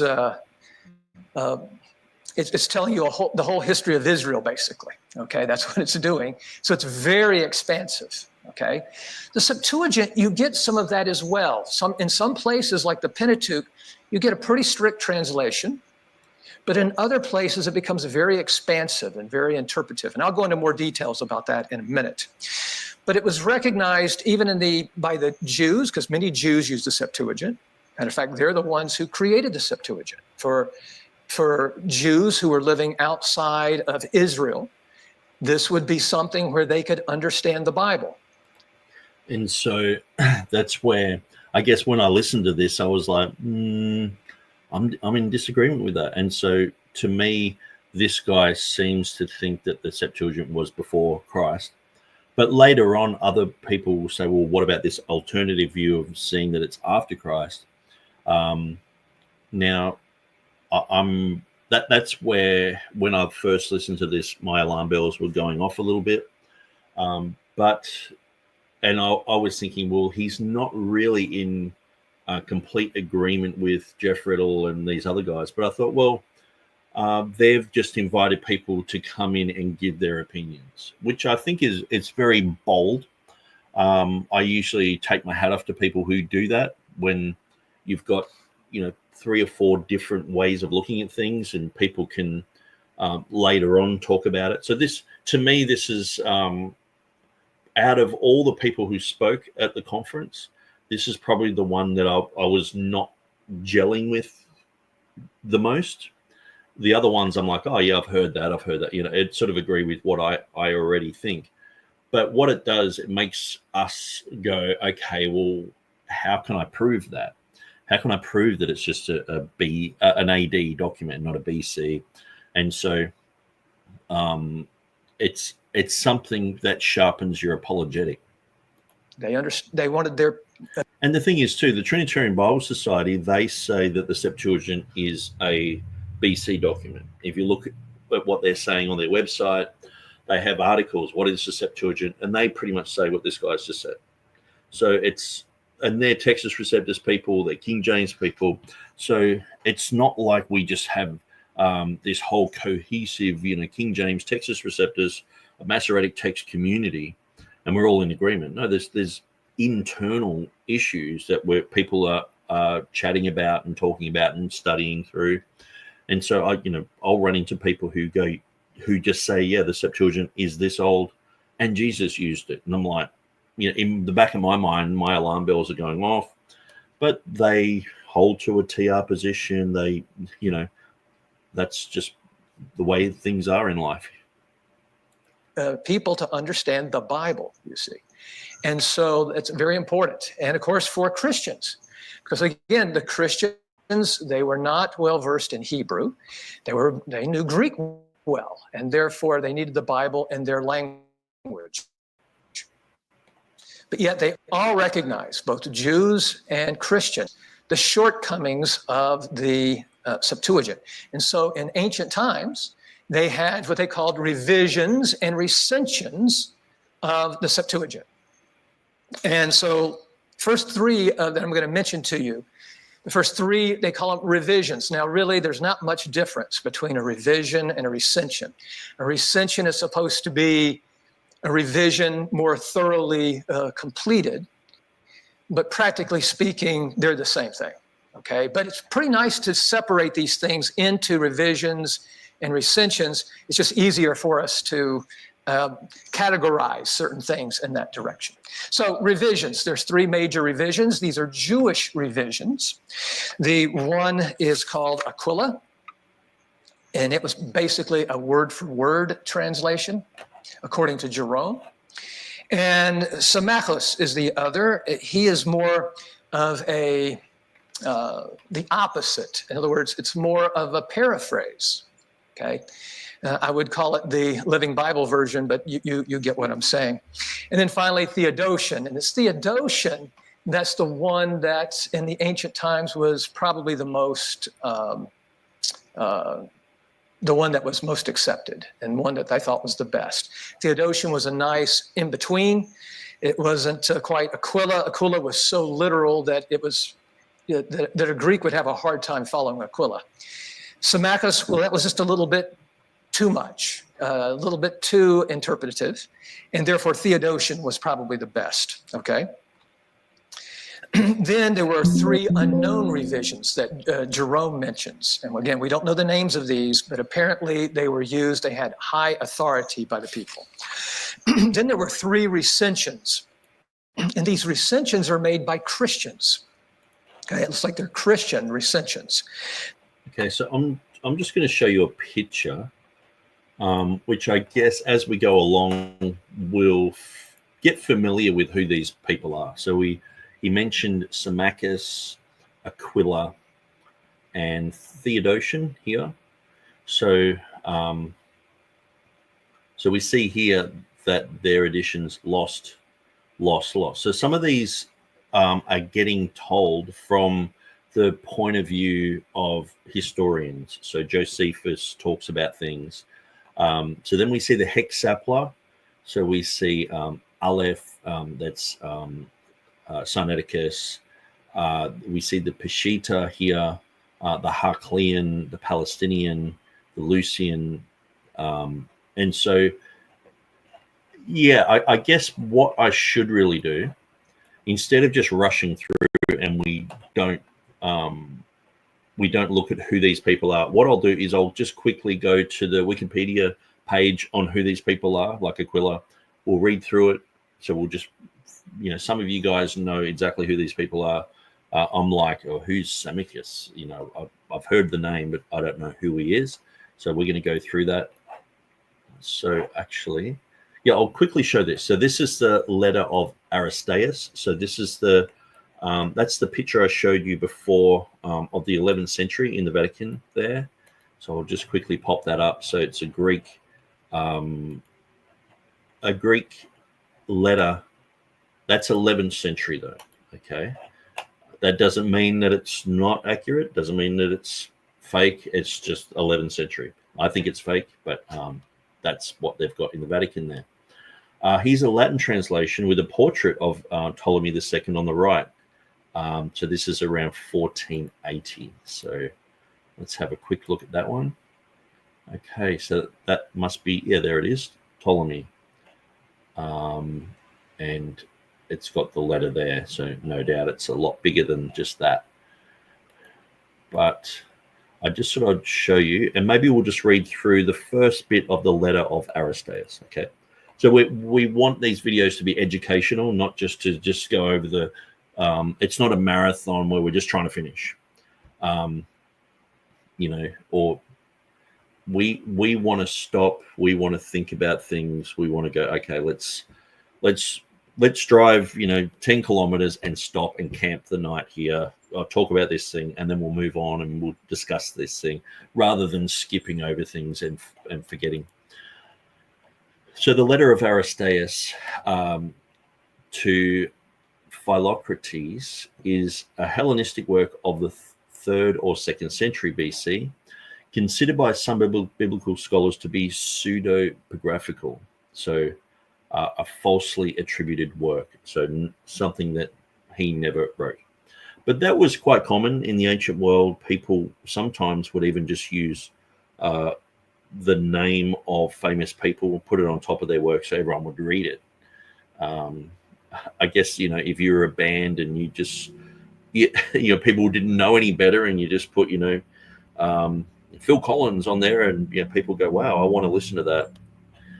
That's what was happening. And so, but sometimes these things were done hundreds of years later and it actually distorts history. And so we've got to be careful of that. The letter is the earliest text to mention the Library of Alexandria. Now, I've got a whole series I want to do on the Library of Alexandria about how it was burnt to the ground by the Christians. That's usually what gets parroted by atheists. It simply wasn't. There were many things that happened to the Library of Alexandria. So we'll do a whole program on that, but probably not in this series. Josephus, Okay, so Josephus, who wrote a history, a Jewish guy of that era of Jesus, who paraphrases about 2/5 of the letter, ascribes it to Aristeas of Marmora, and to have been written by a certain Philocrates. The letter describes the Greek translation of the Hebrew Bible by 72 interpreters sent into Egypt from Jerusalem at the request of the librarian of Alexandria, resulting in the Septuagint translation. Some scholars have since argued that it is fictitious. Okay. And so I won't go through all that, and a lot of it has actually been mentioned. But as we go along, we will look more into these issues and these things. And so there's a Greek-Latin bilingual letter of Aristeas in 1692. So, okay, Bruce Metzger says, most scholars who have analyzed the letter have concluded that the author cannot have been the man he represented himself to be, but was a Jew who wrote a fictitious account in order to enhance the importance of the Hebrew scriptures by suggesting that a pagan king had recognized their significance and therefore arranged their translation into Greek. So that's what Bruce Metzger says. Okay, so we'll quickly go into, I'll keep that one open. We were looking at, who were we looking at? Aristeas. Yes. Oh, no. We were looking at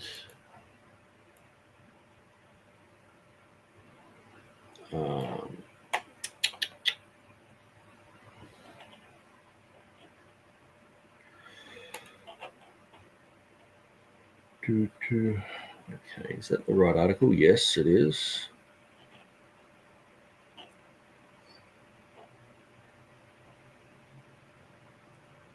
Ptolemy editions. I guess it's just editions.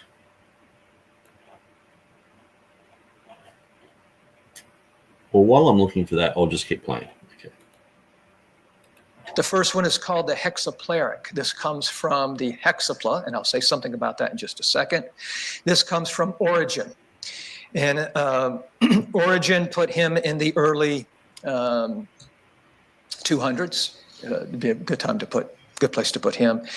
Then there's something called the Lucian recension, and there's a okay, so we're going to look at the hexapla, Lucianic recension, but Aquila, that's who I was looking for. I forgot his name. So let's just quickly go through Aquila. So Aquila of Sinope, modern-day Turkey, in Sinop, and he was a translator of the Hebrew Bible into Greek, a proselyte, a disciple of Rabbi Akiva. Relationship to Onkelos. Opinions differ on whether he was the same person as Onkelos, who composed the leading Aramaic translation of the Torah known as the Targum Onkelos. That's interesting. The name Onkelos the proselyte and Aquilus the proselyte are frequently interchanged in the Babylonian Talmud and Jerusalem Talmud. It is unclear how much, if any, of the Aramaic translation was based on Greek. So then it goes through the Greek translation there. So, but I just thought I'd mention who this guy is, Aquila. There was Semicus, so I'll just quickly get him.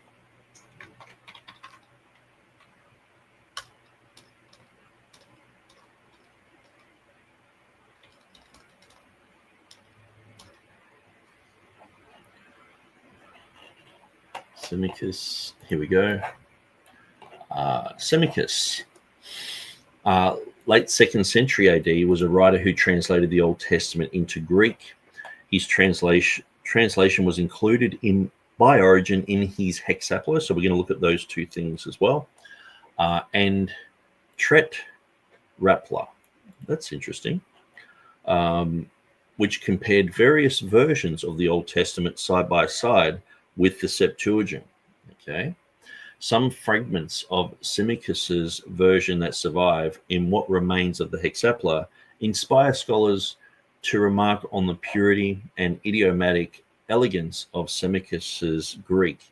He was also admired by Jerome, who used his work in composing the Vulgate.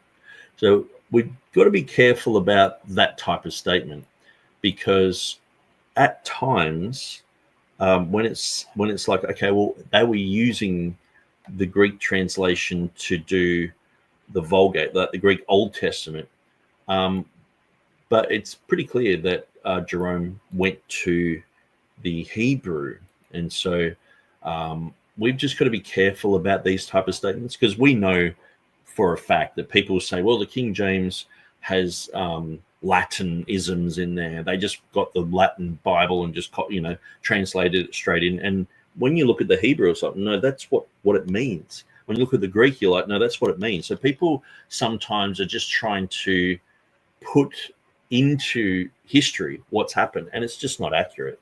So that's why you got to study everything, And so Eusebius, the church historian, inferred that Symmachus was an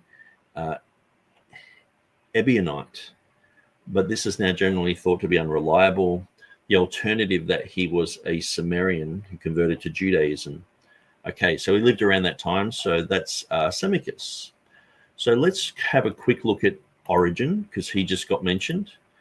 So most people know who Origen was, but Origen of Alexandria, also known as Origen Adamantius, was an early Christian scholar, ascetic, a theologian who was born and spent the first half of his career in Alexandria. He was a prolific writer who wrote roughly 2,000 treatises in multiple branches of theology, including textual criticism, biblical exegesis, hermeneutics and homiletics, and spirituality. He was one of the most influential and controversial figures in early Christian theology, apologetics, and asceticism. He had been described by John Anthony McGolkin as the greatest genius the church has ever produced. Okay. So that's Origen. So I don't necessarily agree he's the greatest genius. Some of these guys are smart guys, but sometimes they got things wrong as well.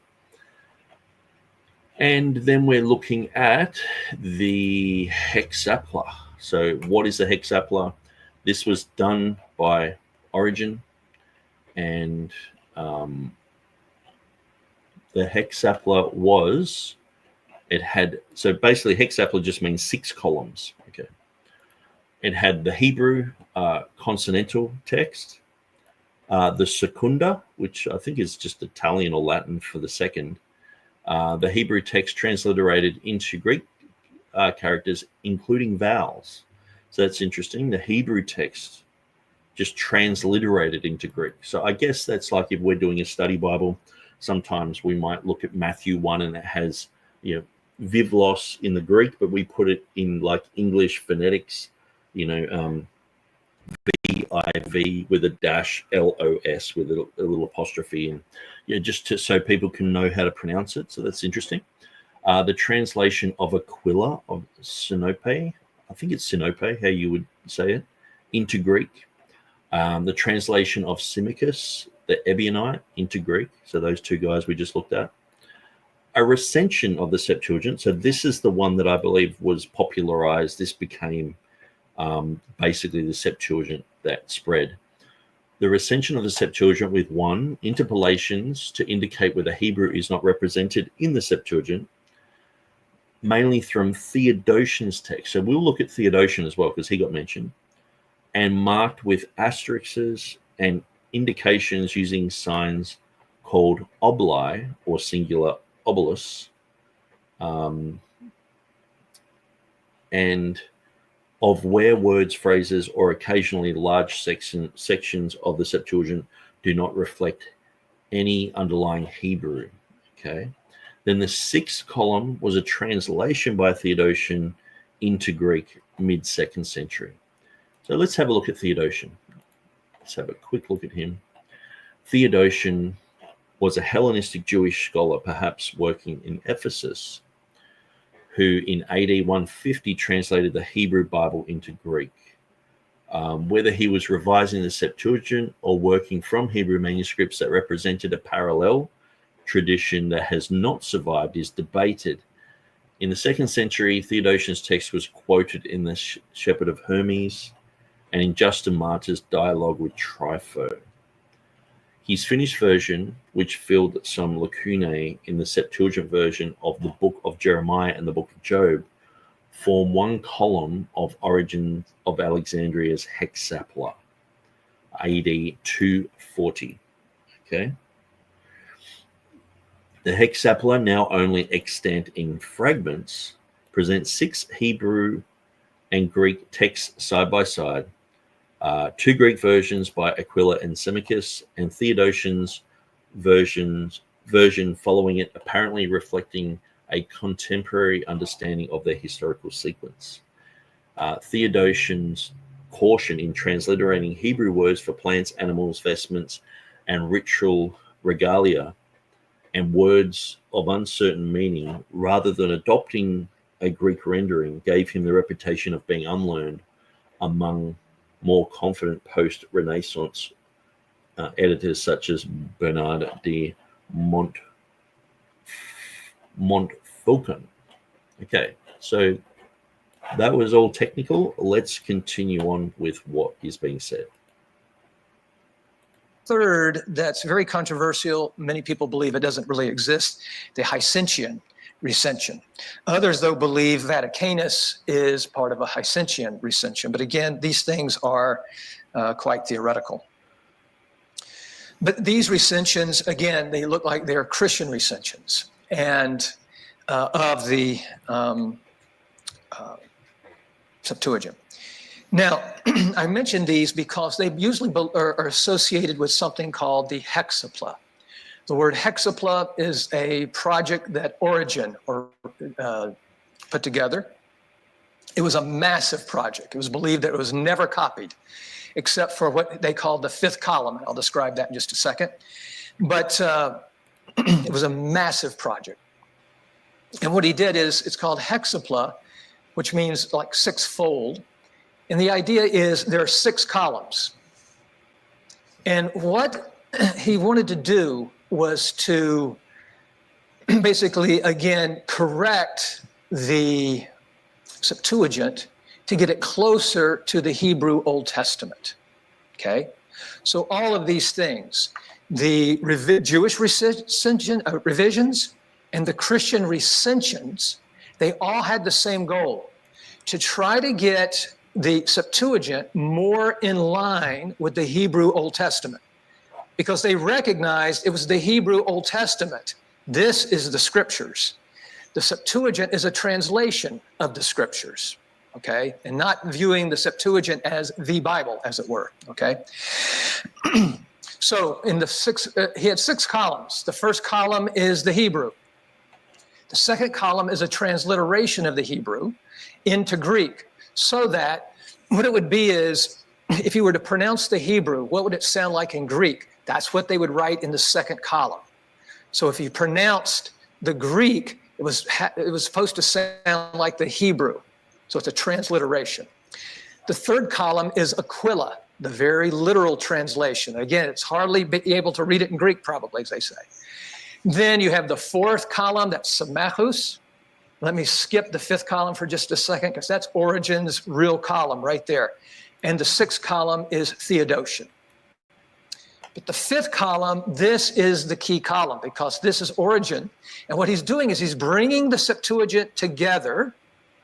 He's revising it to try to make it more accurate to the Hebrew Old Testament. But yet he recognizes when he looks at the Septuagint, hey, this is not in the Hebrew. But he puts it in his 5th column with notations. Then he notices there's things in the Hebrew that the Septuagint doesn't have. So he puts that in the 5th column in Greek with notations. The problem is later people will come behind Origen, see that as the 5th column. Okay, that's now the hexaplerik column. They believe that's now the best edition of the Septuagint that they could get, but yet it's been sort of conflated. They look at those symbols, they either don't know what they are or whatever, for whatever reason, and they just put it all together. And so they've really conflated the Septuagint. So I'll just show you an example of, this manuscript here. So this is the 7th century hexapla. So you can see it's got Hebrew and it's got Greek up top here. So that is Psalm 21, 25 to 28 in the hexapla.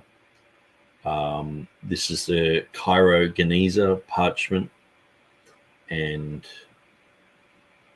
they're saying that this has the transliterated Hebrew. The number 3 has Aquila, number 4 Samicus. So it's showing, it's interesting. So that column there is a transliterated Hebrew. Then you got Aquila's one there. Then you got Samicus's one there. So obviously this was copied throughout time, which is interesting. Okay. And so modern Septuagintalists want to try to get behind that to the original Septuagint, you see.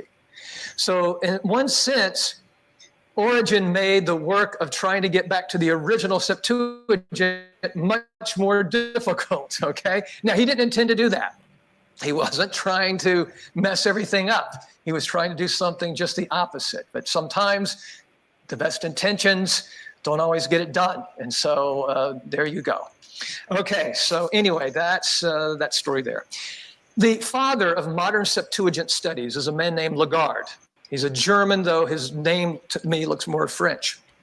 But Lagarde, he is sort of the father of modern Septuagintal studies. He believed that all copies, all the manuscripts we have of Septuagint goes back to one text. Okay, so we have a text, and from that text of the Septuagint, all the different manuscripts we have today go back to that. And so the goal for someone like Lagarde and for many text critics of the Septuagint is we're going to look at all the different variants we have of the Septuagint and get back to that one proto-text, okay, that one text that we go back to. Now, again, some scholars, of course, disagree with Lagarde. There's a man named Kala.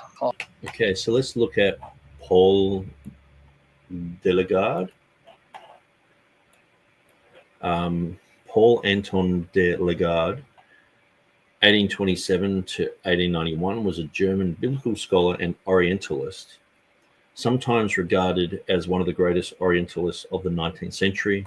Lagarde's anti-Semitism and anti-slavism and aversion to traditional Christianity are viewed as having been among the most influential precursors of Nazism. Oh, that's nice. So, where is his scholarship? Here we go. He wrote on a broad range of topics. His main focus was on the Bible. So it says here, he edited the Aramaic translation known as the Targum of the Prophets according to Codex Reuclinianus, preserved there and there, an Arabic translation of the Gospels, Syriac translation of the Old Testament, Coptic translation of the Pentateuch, and part of the Lusanic text of the Septuagint. So we're going to look at the Lusanic as well, because that was mentioned. Oftentimes we hear of the Lusanic recension. He was also a student of Persian. He attempted to reconstruct a Syriac version, so he knew a lot of stuff. Okay, so it's interesting. He sounds like he would have been a contemporary with Nestle. Maybe I should type in Nestle or put his name here. I'll just do a search for that. And Everhard Nessel. Maybe Bible.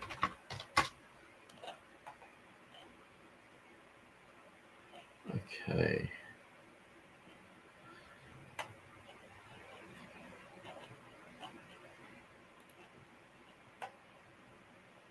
Anyway, it looks like they were studying very similar things, because I've sort of looked into Everhard Nessel, and his background was in that type of field as well.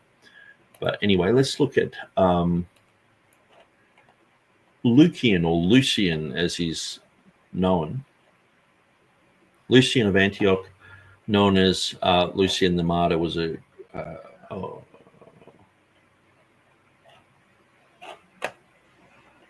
actually, I'll just go to. Okay, here we go. Biblical text. Lucian is credited with a critical recension of the text of the Septuagint and Greek New Testament. Okay, the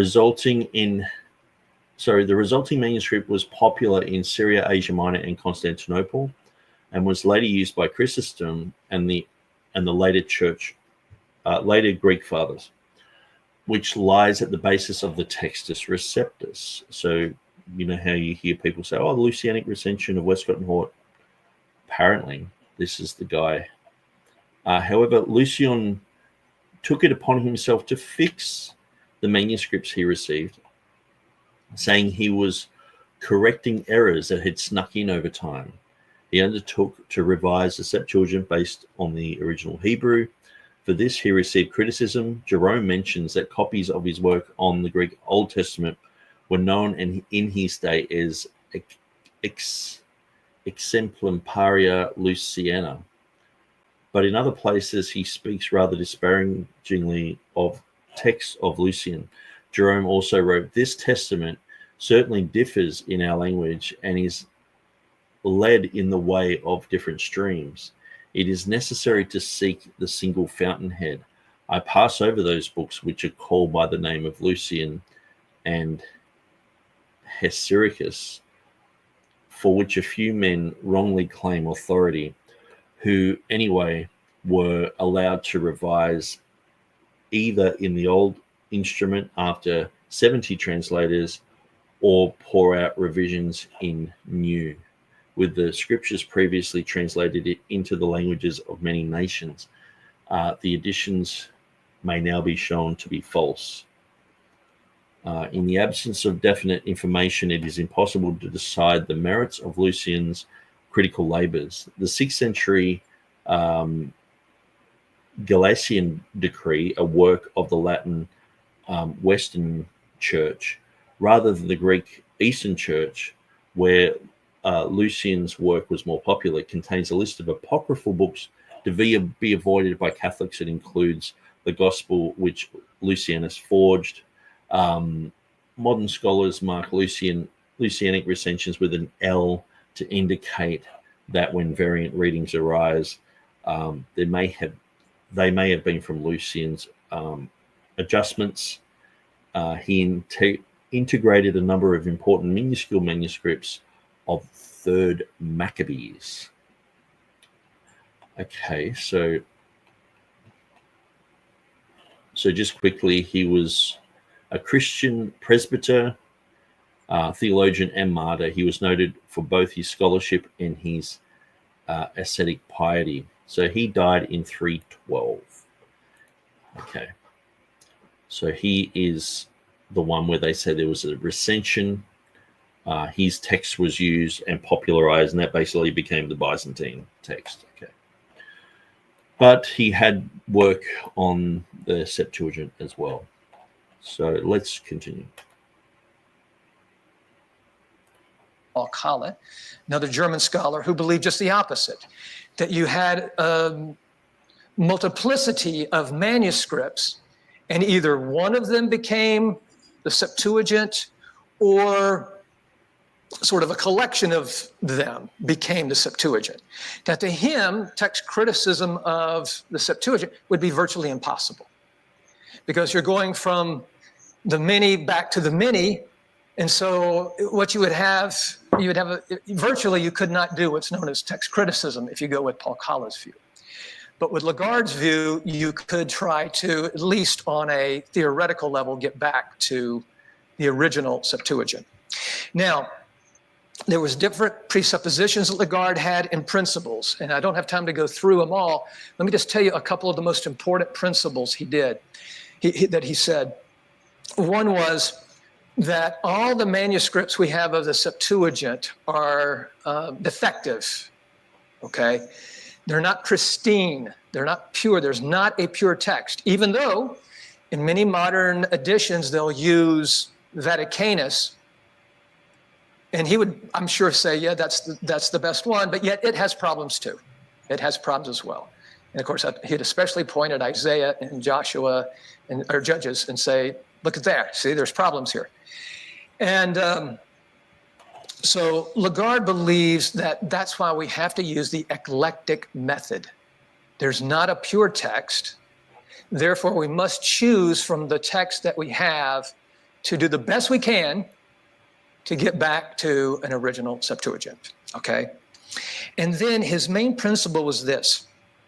Let's suppose you have two Septuagint texts of, let's say, Psalm 1:1. And yet they differ in what they say. Okay, so we have what we call a variant reading.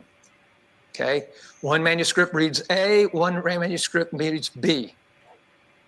All things being equal, and that's important, okay? Here's what Lagarde would say. All things being equal, sometimes this rule doesn't work, in other words, but all things being equal, does one of those readings match the Masoretic text or the Hebrew Bible? The Hebrew Old Testament. And does the other one go a different direction?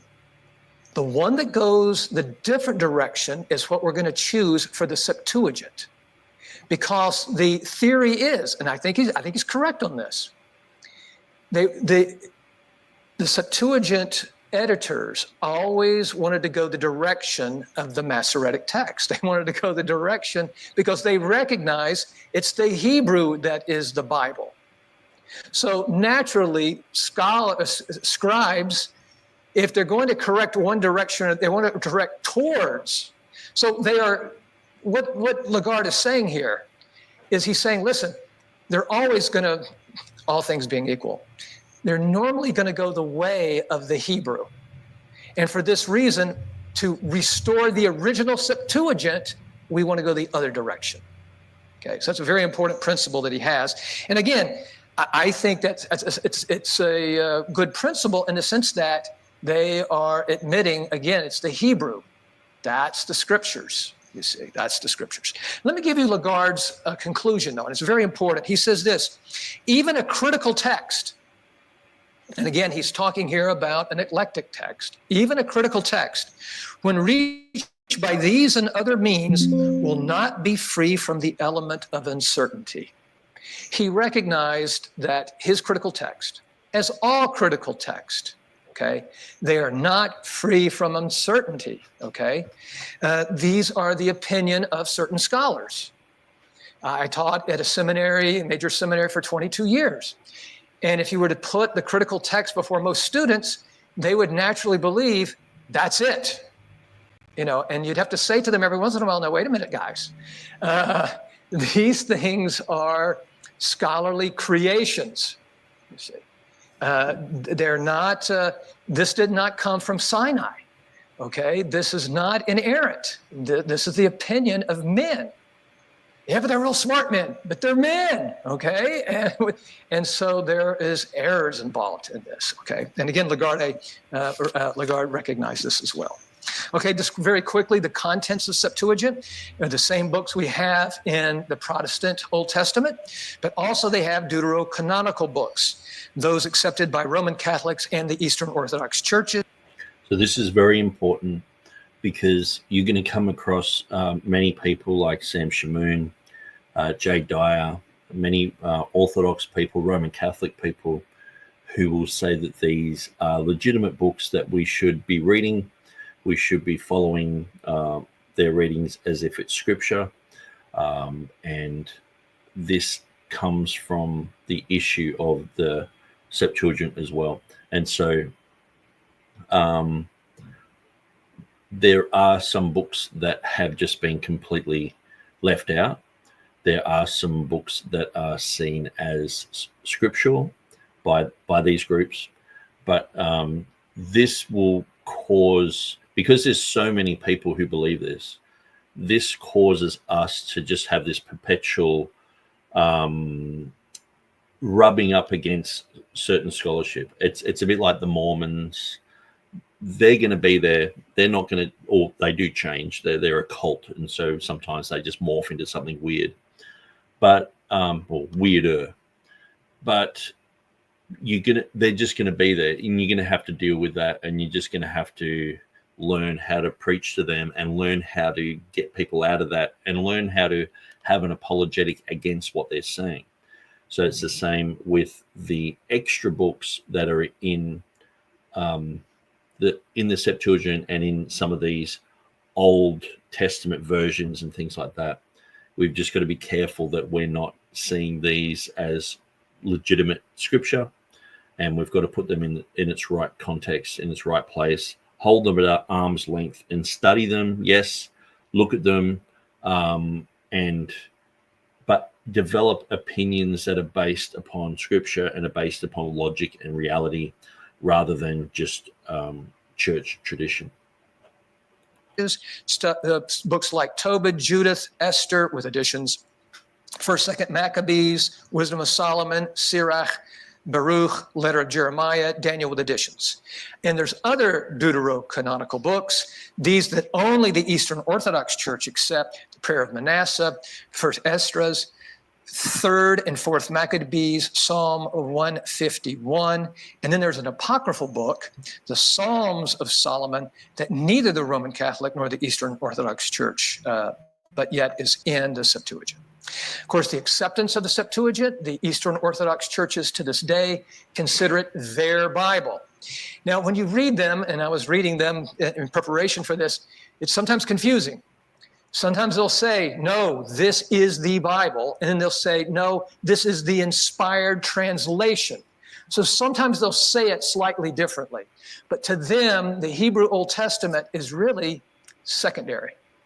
To them, it's the Septuagint that is the Bible, okay? Now, the two areas I really want to discuss is the characteristics of the translation. I want to talk about that for a moment, and then the importance of the Septuagint. First, the characteristics of the translation. Remember, any translation from one language into another can never be, let's say, an exact correspondence. Because there's a certain way you'll say things, for instance, in Hebrew, that the Greeks would never say it in the same way. You have to use different constructions in the language. There's never a one-to-one correspondence between languages. And we've got to understand this. And also, when you do a translation, you've got to do a degree of interpretation as well. It's the way it is. I wish I could tell you differently, but it's just the way it is. So let me give you some examples. And I want to talk about Exodus 3:1. And in Exodus 3:1. Okay, so what he just said, I agree to a certain extent, but there are people who use that argument to say, well, the King James Bible is filled with errors because you can never translate anything, one for one. Now, I agree. Everyone would agree that you can't translate things one for one. You're not going to just have like an interlinear and be able to just put one word underneath a Greek word, and that's exactly fulfills the explanation of a Greek word. You can have one Greek word that turns into 5 English words, or vice versa. But you can translate perfectly as far as a translation can go. Because what usually happens is people go, well, you can never translate properly, so it doesn't matter how you're translating. It doesn't matter if it's thought for thought or, it's not an accurate word for word translation. So when you say, something's word for word, sometimes this is an argument people bring up, where the King James Version translators to the reader just says that they have done a perfect translation. Now, they also call the original languages perfect. Now, there's two different types of perfect. There's original language translation, well, not translation, but originals from God. Now, that is going to be perfect, okay? Now, if you're translating that language into English, of course, you have to understand the Hebrew idioms. You have to understand the Hebrew idioms that are in the Greek, because Hebrews wrote the New Testament. So you have to have a Hebrew mindset even in the Greek. But also then you have to know English. See, so sometimes people can know Hebrew, they can know Greek, but then they don't know English that well. And so they're not bringing things across properly. Now, one story that I've often parroted, or not parroted, but I've told over and again, I'm parroting myself, I guess, in my certain videos, is I was with some people who were translating Luxembourgish, and they were translating all the documents of the EU. So this is going back quite a few years. And during that time, these sort of questions were being asked to me, can you ever translate properly? And I would just look at, in the beginning was the Word was with God, the Word was God. If you know the Greek and you know the English, you can faithfully translate that. And the vast majority of translations in that verse translate it properly. So that's where you hold people accountable who are saying you can never do anything properly. You go from that verse and say, okay, is that perfect? And they would have to say from the Greek into the English, it's perfect. You can't get it any better. But then you go to the next verse and you go, is that perfect? And they're like, well, okay, we admit that. And you go to the third, fourth, fifth, and you just keep going down. And it's not usually until you get into interpretation or doctrinal issues, or you get into text criticism, that you have people throwing a spanner in the works. Where if you're just looking at the text as the Textus Receptus and you're looking at the King James, you go, yeah, that's perfect. You couldn't get it any better than that. And also people have to understand the idioms, not only of Greek, not only of Hebrew, sometimes Hebrew idioms in the Greek language, but they have to be able to bring that into English and also understand English idioms as well. So you have to be an expert on these things. And that's the thing, the King James translators were experts on it. That's why they did such a good job. And that's why scholars all around the world go, hey, these guys nailed it. They did a good job. They did a perfect job. Not the same perfect as came down from heaven, floated on a cloud. People get mocked for saying that, apparently that's what we're saying. We're saying it came down on a cloud. I don't know anyone who's actually saying that. But that is, the Greek and the Hebrew spoke. If God spoke, and it was, the 10 Commandments, and Moses is writing it down, of course that's perfect. It's God. God's a perfect God. But if it's translated into a language, it's a different type of perfect, but it still can be perfect. So there are two different perfects. There's a perfect from God, but then there's the best that a man can do in a translation, and that's what the King James is. So it represents the words of God, and it also is an accurate translation. So that's why we love it. We're like, that's what we want. We don't want something filled with mistakes. So anyway, I thought I'd bring that up because sometimes that whole concept of you can never translate anything across accurately. I mean, translation means it's like transportation. You're bringing it from one place to another. And if you can get a truck, put the goods on the back of a truck and drive it somewhere and drop them off, there might be a different way that someone cooks whatever's being transported. Just say it's a bunch of potatoes. They might turn it into a different meal, but it has been brought there faithfully. It has been brought there, and it's going to be digested by that particular community, and it is a perfect representation of the originals. If you were to translate the first few words very literally from the Masoretic text, here's what it would sound like. As for Moses, he existed in the situation of a shepherd. Okay. It was Exodus 3:1. Let's have a look at that. We'll just quickly go to Bible Hub. See, that can be because of the way that some people have put things in an interlinear Bible and gone, well, that word, a lexical definition means this. But see, the thing is, there's a lexical definition, then there's a contextual definition, which can morph the word. It can change the word. So let's have a look at what's actually been said in the King James here, which I believe is the most accurate, so that's why I go to it.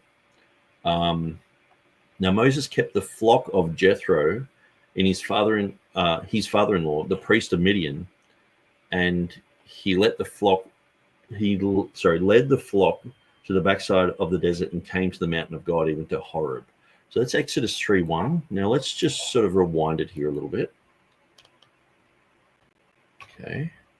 I want to talk about Exodus 3:1. And in Exodus 3:1, if you were to translate the first few words very literally from the Masoretic text, here's what it would sound like. As for Moses, he existed in the situation of a shepherd. Okay, so it says here, now Moses kept the flock, or, he was a shepherd of the flock. He kept the flock of Jethro, his father-in-law. So he existed, what did he say? He existed in the position of a shepherd. For Moses, he existed in the situation of a shepherd. He existed in the situation of a shepherd. Okay, so let's have a look at, we'll go up to the Hebrew, and we'll look at what the interlinears are saying. So it says, and Moses was tending the flock of Jethro. Okay. So we've got Moses was tending, so he was a pastor there. So it doesn't, I don't know how he's getting that.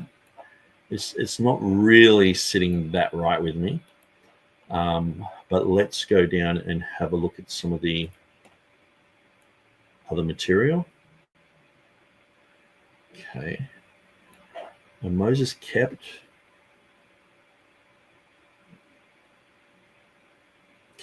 I guess he's saying kept would be existed as the Haya, the flock, or the pastor. But to me, that's just putting it into English words that are complicated and not really bringing it across into English how we would usually bring it across. So let's look at all the versions of this, because if that's literally how it's done, there are so many Bibles out there, someone would have done it that way. Now, Moses was tending the flock, okay? That's the NIV, New Living. One day Moses was tending the flock. ESV, now Moses keeping the flock. Berean, meanwhile Moses was shepherding the flock. King James, and Moses kept the flock. New King James, now Moses was tending the flock. NASB, now Moses was pasturing the flock. NASB, and Moses was pasturing the flock. Moses was pasturing the flock, 1977. NASB, Legacy Standard Bible, now Moses was pasturing the flock. Amplified, now Moses was keeping the flock. Christian Standard Bible, meanwhile Moses was shepherding the flock. Holman Christian Standard Bible, meanwhile Moses was shepherding the flock. American Standard Version, now Moses was keeping the flock. Contemporary English Version, one day Moses was taking care of the sheep and goats. English Revised Version, now Moses was keeping the flock. Now I won't mention these other ones because they're all different ones. Moses was taking care of the sheep. Moses was taking care of the sheep. Meanwhile, Moses continued tending the sheep. Meanwhile, Moses was shepherding the flock. Net Bible, now Moses was shepherding the flock. Now Moses was shepherding the flock. Webster's, Moses kept the flock. So I can't see any Bible, like even these literal, Young's literal, Moses hath been feeding the flock. And Moses, literal Standard Version, Moses hath been or has been feeding the flock. Smith's literal, Moses was feeding the flock. Reems, Moses fed the flock. There's just nothing like what he's saying. Lamsa, now Moses was feeding the flock. The Peshitta Holy Bible transliterated, and Moshe was feeding the flock. Old Testament translations, Jewish translations, now Moses was keeping the flock. The Septuagint translation of Brenton is, and Moses was feeding the flock. So I've just clicked more. Yeah, we can see Geneva. Moses kept the sheep. Bishops, Moses kept the sheep. Coverdale, Moses kept the sheep. Tyndale, Moses kept. I can't see any difference in all of them. So that's where these type of things annoy me, because it's like, this is literal, and it's like, well, really? Okay, let's go back and check it out. From the Masoretic text, here's what it would sound like. Okay, so this is from the Hebrew. This is what it would sound like. In Exodus 3:1, if you were to translate the first few words very literally from the Masoretic text, here's what it would sound like. And not even Young's literal, Smith's literal, any literal Bible does this. As for Moses, he existed in the situation of a shepherd. But it doesn't say that. It says he kept the flock, which, yes, his existence, or his whole being was that he was looking after the sheep. But it's just way too complicated. That's not accurate in a sense where you need both accuracy and understandability.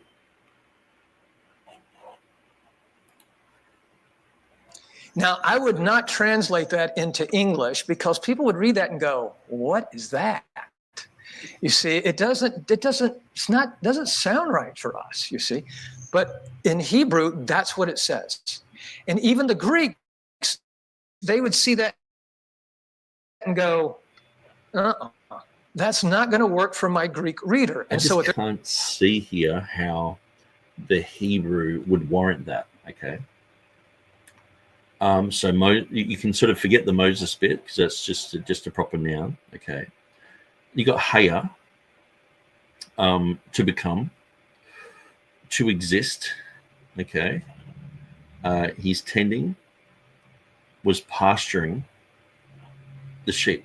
Okay, so he's putting the emphasis on haya as that was his existence.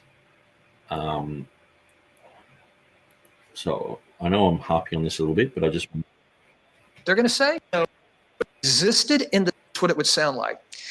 As for Moses, he existed in the situation of a shepherd. Okay, so he's putting into the word haya.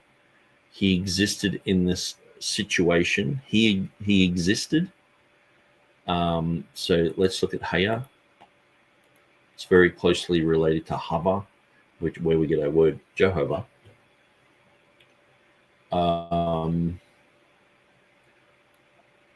Okay, so he's gotten this reading here, to exist. He existed in the situation of a shepherd. So he's saying, I guess this one can be translated to exist. Okay.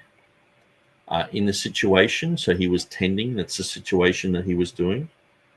And so let's have a look at this. He was a keeper.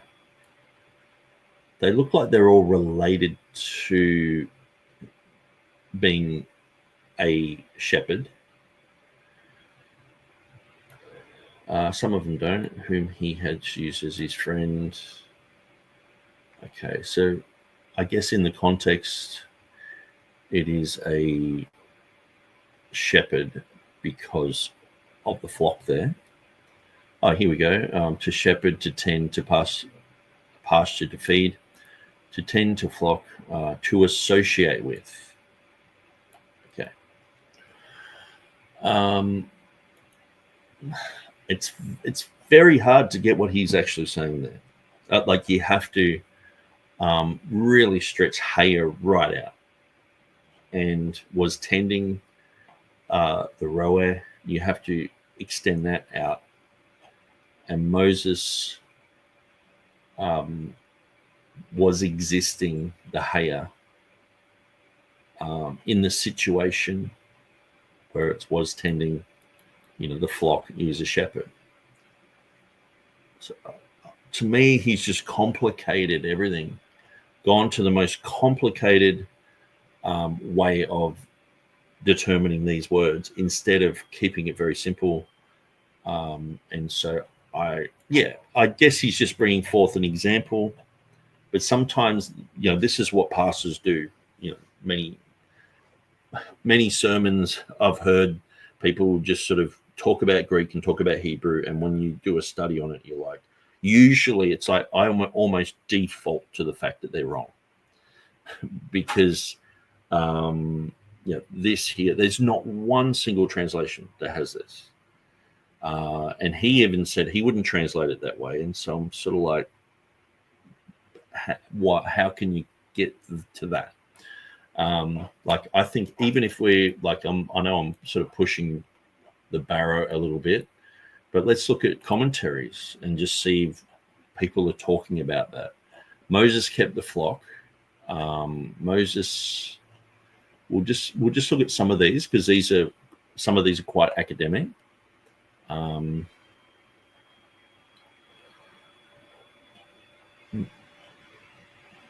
Okay.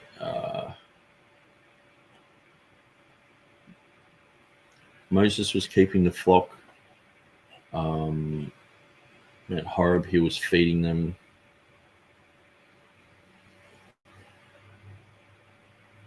What else do we have here? Now Moses, Matthew Henry.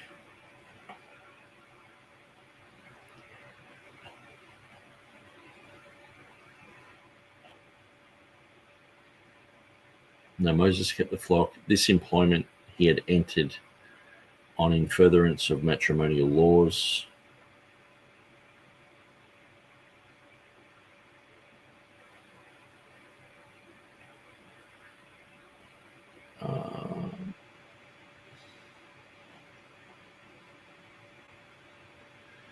Moses kept the flock. I just can't see it anywhere. I'm only skimming through these, but I'm just not seeing that Moses existed in the position of a shepherd. It's just way too complicated. Moses kept the flock. So anyway, maybe he's got a point to make about that.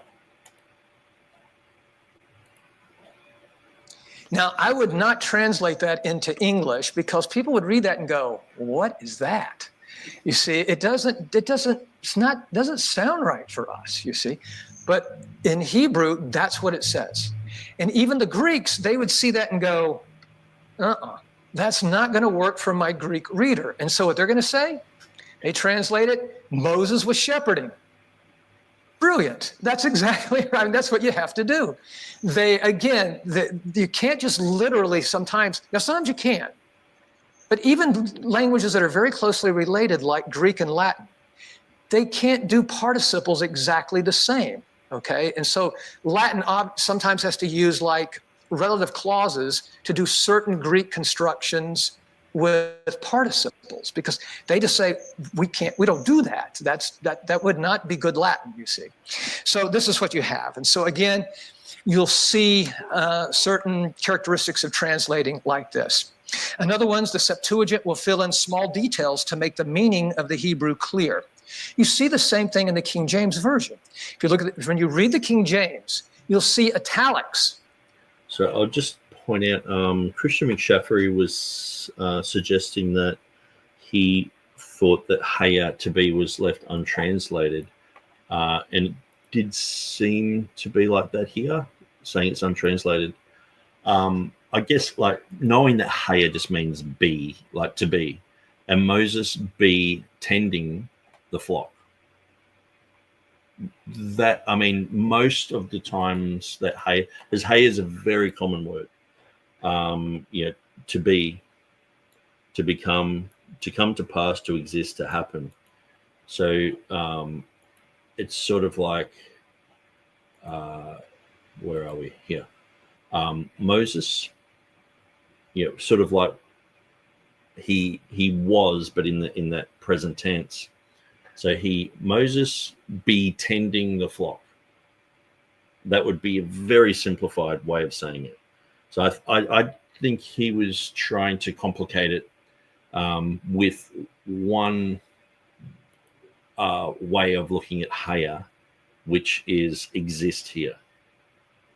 But it can be used in that sense, but I just don't think it's warranted here. So yeah, it's equivalent to Emi, I am, which is interesting. So haya is actually related to the three I ams, Exodus 3:14, and also the name of Jehovah. The etymology of Jehovah is hava.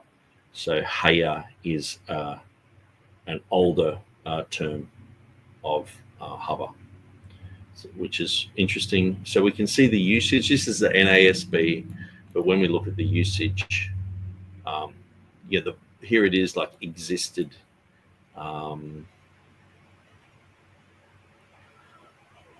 Looking for a few other words, but anyway, I don't want to spend too much time there because it's sort of like a side issue anyway. But I just sort of mentioned that. Yeah.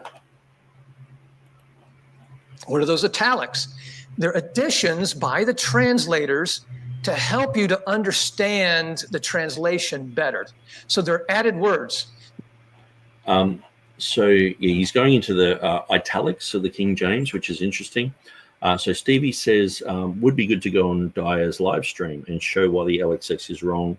Dyer supports that corrupt manuscript and the Apocrypha. I actually went on there only last week. So I jumped on there and I asked him, he said, ask anything, So I said, well, how come when I'm defending the Trinity, one of the ways that I defend that Jesus is deity is because he said himself that he can answer prayers. So, which is an amazing feat. If everyone's going to pray to Jesus and he is going to be able to hear a billion people all at once and answer those prayers, well, that makes him like God, So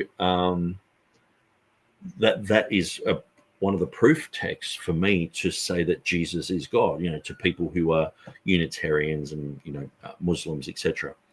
But when I mentioned to Jay Dyer that they say that Mary can do the same thing, it almost makes her like deity. So he went to Revelation chapter 5, where it says they had a bowl full of the prayers of the saints. And that was his answer to Mary can answer our prayers. And I said, I'm just not really seeing that there. And he goes, well, what text are you using? And at the time I was using my Twitter because you couldn't go any other way but through Twitter. So I logged into my Textus Receptus one there. He goes, oh, you're the Textus Receptus guy. What text do you use? And I said, the Byzantine. He goes, Byzantine? Are you using the Byzantine, are you there, mate? Just mocking my accent. And I said, well, and so I was sort of put on the back foot because I didn't know he was a toxic jerk. Because a friend of mine tried to get me into Jay Dyer for years and years and years. And I was like, I was never really interested. And I thought, I'll jump on his channel. And he was talking about this stuff. And my friend actually converted to Russian Orthodox, which is, a cult, So anyway, I was going through this and he just started mocking me on a different thing. Like I'm talking about Mary and he wants to talk about the Byzantine. So he kept asking me, where did your Bible come from? I said, well, God preserved the Bible, and I tried to go to scriptures, but he wouldn't let me. He was going, well, we're in church history. We were the ones who had the Bible. We gave you the Bible and all this sort of stuff. And I was just like, man, this guy is a Sam Shamoon part 2. He's a jerk. He was like, he wasn't there to discuss things. He was there to go, you're an idiot, and just shout you down and then hang up on you. And I was like, man. Yeah. So anyway, the whole Jay Dyer thing, he would be the type of person you'd have to get snippets of what he said and then do something rather than be live with him, because he would just be a toxic jerk, just like Sam Shamoon, and just like half the time the guys from the Standing for Truth debates if you get into the back rooms with them and talk about stuff on, their after shows, they are just absolutely toxic. And I don't know how those guys can be moderators on Sam Shamoon's platform, like Donny and Praise I Am. I don't know why I think they just want clicks. They want people, because you look at any time of the day, Sam's on there talking about something, and he's got 500 people watching him, and so they want that. They want people. You tune into Praise I Am, he's got 20 people, and they're all usually using the F word all over the place, and it's like, Anyway, bit of a diversion there. Kept pure in all ages says Young's literal actually does reflect it. The Haya hath been, and Ruah feeding the flock. Okay, so let's have a quick look. So the Young's, let's go to multi. Let's go to Young's. And Moses hath been feeding the flock. Yeah, but I mean, has is, and Moses, basically it's has. Moses has been feeding the flock. So the way that he worded it was he just used these really long words. I can't even remember what they are. My mind is a bit like a goldfish, which seem unnecessary. Like, to have such a simple word, it's like saying to be or not to be, or saying, well, it could be translated as to be in existence or not be in existence. That is the particular query that I am after. It's like, I think it's more simple than that. I don't think it needs to be that technical, So, so anyway, that's sort of the point that I'm bringing across. Kept pure in all ages. So if people don't know, kept pure in all ages is Christian McShaffery. He is one of the guys who has sponsored this whole conference and speaks at this conference as well. So it's great to have him on board here. So a couple of the commentaries you scroll past mention it as his continual occupation, as in his situation. Okay, I'll just quickly go there. So commentaries.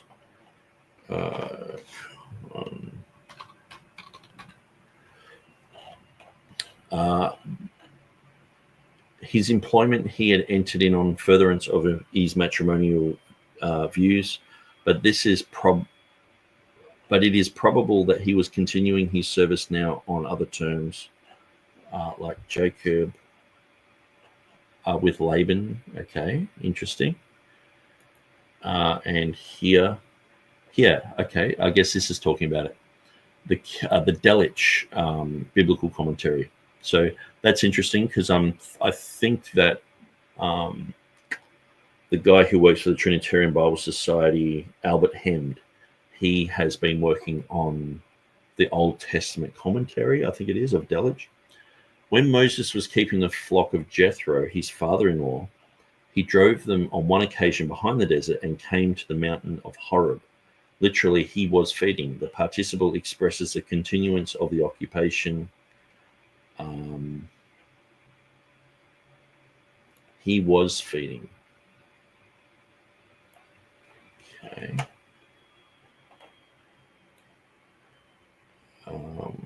Now Moses kept the flock.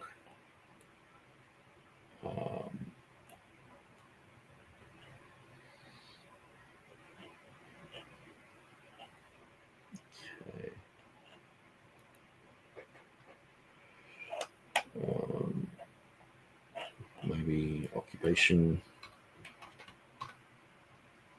Yeah, so that's there.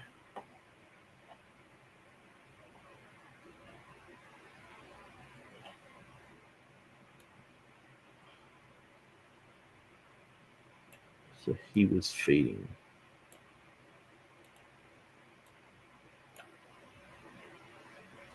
The participle expresses a continuance of an occupation. Yeah, that's his job.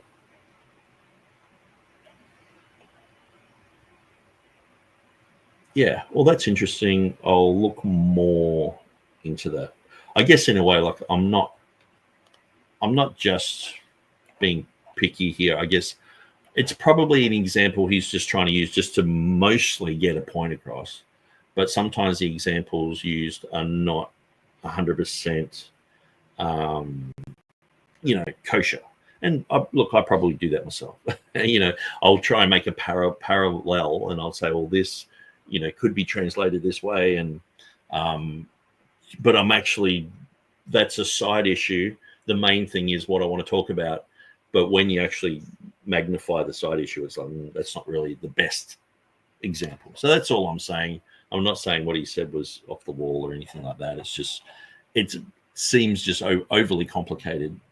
But yeah. So anyway, let's just continue on. So we've got Franco Stagno says hello and peace, great stream. Helena Constantine says they copy and pasted whole sections of the LXX into the Hebrew text. That is what he is saying. Did they use Google Translate? Did they copy and paste in Word, or did they have a PDF editor? So I think that you're talking about, that's what I'm saying, because this guy hasn't said that. And I don't think he actually believes that. Some of the other people in the conference do. So that's why we're going through and examining everything. Now, I believe that there were certain parts of the Bible copied from the New Testament into the Old, and we can see where that happened. John Owen clearly talks about this. So it's not like a King James issue or a TR issue. It's throughout history, people have pointed out that, and it's into the Greek Septuagint. So I think, so you're saying copying the Greek into the Hebrew text? Okay, so maybe you're not talking about maybe you're actually talking about back in the hexapla. I think what they were actually doing was trying to correct the Greek. So in my mind, when they were talking about that, I was thinking about earlier English Bibles, like the Tyndale, the Coverdale, the Taverniers, the Great Bible, these type of things. These were a progression, and by the time they got to the Geneva Bible, they were trying as hard as they could to make it conform to the Hebrew and the Greek. And there was just a progression over time. Some of the earlier Old Testament, because Tyndale had done the first 5 books of Moses, I'm pretty sure, and maybe the book of Jonah, I think that's all he got time to do before they strangled him and burned him. But then Coverdale, he took over that practice, but he had actually, if you look at the front of the Coverdale Bible, it says that he actually took the Old Testament from the Hebrew and the Dutch, which is interesting. So he was probably translating the Luther Bible into English. And then later on, that was constantly being ironed out. Then it got to the stage where by the Geneva Bible, they had it based upon the Hebrew. And then, of course, by the King James, 50 years later, they ironed out all those issues, and they had it completely based upon the Hebrew. So TurretinFan says, hurrah for long videos. Just caught up to the point where you offered something for the tears of those who criticize long videos. Yeah, I've got some tissues here, because that's often a critique. People just say, oh, Nick does these videos, are too long. But then sometimes those same people will do like a 3-hour video, but their one's important, so they do it that long. And it's like, well, and the thing is, sometimes I only get like a day just to do something.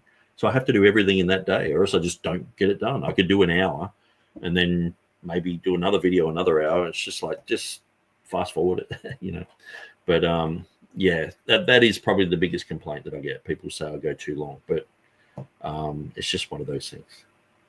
Now, today, most of the modern translations have gone away from that. I wish they'd go back to the, but, I'm a purist, and therefore they're like, look, there's you or one person in 1,000 who cares about such stuff. And so they forget the italics today, which I wish they'd go back to it. So let me give you an example of this.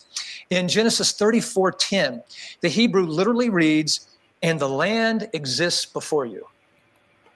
Okay, so I'll just quickly have a look at this. The Hebrew literally reads, and this. So they forget the italics today, which I wish they'd go back to it. So let me give you an example of this. Okay, so the italics that were in the original 1611,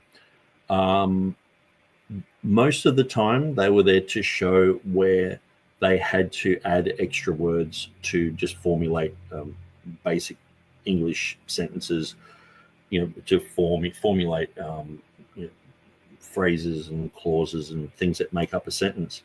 But sometimes they actually put the italic there to show emphasis, like Hosanna in Matthew, because I went through all the italics in the New Testament at one stage in the 1611, and Hosanna is in italic there for emphasis. It's like the children cried out Hosanna, and I'm like, oh, is that a textual variant, or is that not in the Greek? Or so I looked it up, and it was, everything had it, and I was like, that's emphasis. Or a typo, but why would you have a typo with an italic? That takes a bit of effort to do. And then you've got the case of 1 John chapter 2 verse 23, he who acknowledgeth the Son hath the Father also. All those words I just said are in an italic because they are not in the 1550 of Stephanus, but they are in Beza's text. So Beza has them there. They're in the underlying Greek, but they just wanted to show people that they had put that in there, knowing that it wasn't in an earlier edition of the Textus Receptus. So that way, people who had that edition, or people who had the Geneva or the Bishop's Bible without that reading in it, could tell, oh, the King James guys know that's omitted in earlier editions. They're just showing us that by putting it in a different type of font. So it's obviously not something that's just, hey, it's missing in the Greek. They think it's in the Greek, but they're trying, because the marginal notes, italics, and things like that in the King James were designed to help people, to encourage faith, because they were coming from a Geneva, from a Bishop's, from earlier English Bibles, from earlier TR editions, and they wanted people to know, hey, we know this. We know, if you know the Greek word in Revelation 13, where it says he causes all to take a mark, talking about the mark of the beast, or to receive a mark, it has a marginal note that has give. So receiving and giving is the same Greek word. It just depends on the context. So they wanted people to know, hey, we know about that word. We know it can mean give or take. Depends on the context. So obviously in this context, that's what it's saying. But if you study Greek for a little while, this will be one thing that might trip you up. But that's why we've put it in the margin, just so we're saying to you, we know this issue, and this is what the reading should be. So that their marginal notes were to actually help, and to help increase faith. Because the previous editions of the Bible, where they have, okay, some omit this or some change this, that was because of the Bishops and the Geneva. So they didn't want to want their readers to just go, well, this is in my Geneva, but it's not here, or vice versa. So they let people know what was going on. And so I think that's a genuinely normal thing to do. A lot of the italics, say in, say the Revised Version of Westcott and Hort, 616 was completely unnecessary to put in the margin. Even Dean Burgon says it's quirky type of reading. Why have they put that in? But also, in the Revised Standard Version, they had, one manuscript, or it was like some say, or something like that. I can't remember exactly what it was. In Matthew 1, I think it's verse 18, where it says, now the birth of Jesus Christ. Verse 16, where it says, Joseph, the husband of Mary, of whom was born Jesus, who is born called Christ. It has a footnote saying Joseph, the father of Jesus. And so you think, there must be a Greek manuscript with that reading in it. But when you look into it, it was actually a Syriac manuscript. It wasn't even a Greek one. Why are they putting that causes doubt about the virgin birth and everything. And they're not putting the details in there. So you're just lost going, well, that's a doubtful, that's why I call them doubt producing footnotes. There are footnotes that are necessary, like 1611, you've got a whole bunch of Bibles that came before. they want to show they've ironed out a lot of these issues. Here you go. Got 60 scholars. They've worked on it. This is what's happened. But when you've got, people just putting these quirky, strange readings of any manuscript that's on the planet just in the margin, just out of curiosity, it's like, that's not really helpful. So Turin says, where does the law say that the Levites are to be the scribes for copying the law? Citation, or it didn't happen? Okay. Then King James has just popped up his head and said, hello, Nick. So King James is risen up from the dead, and he is just saying hello. So, so I guess I'll have to find that. We'll continue on with the video, and I'll scratch around with Google, and we'll see if we can find that this time. If not, I'll provide it next time. In Genesis 34:10, the Hebrew literally reads, and the land exists before. Okay, Genesis 34:10. Genesis 34:10.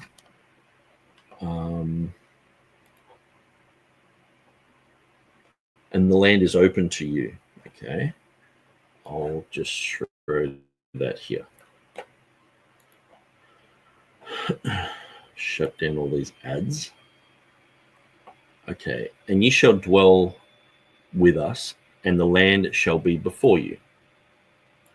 Okay, so let's see what he's saying it will be. Before you. 4:10. The Hebrew literally reads, and the land exists before you. Okay, so I'm pretty sure he's using Haya as exists again. That seems like the logical explanation shall be, it's a tia. So it's got Haya in it, but it has a tau at the beginning. So it's tia, okay, which is shall be. So the land shall be before you. Okay. So yeah, it's basically the same stem Haya. So it goes back to Haya here. Maybe I can look for that and we can search for it being translated elsewhere with the Tav. Here we go. Tia.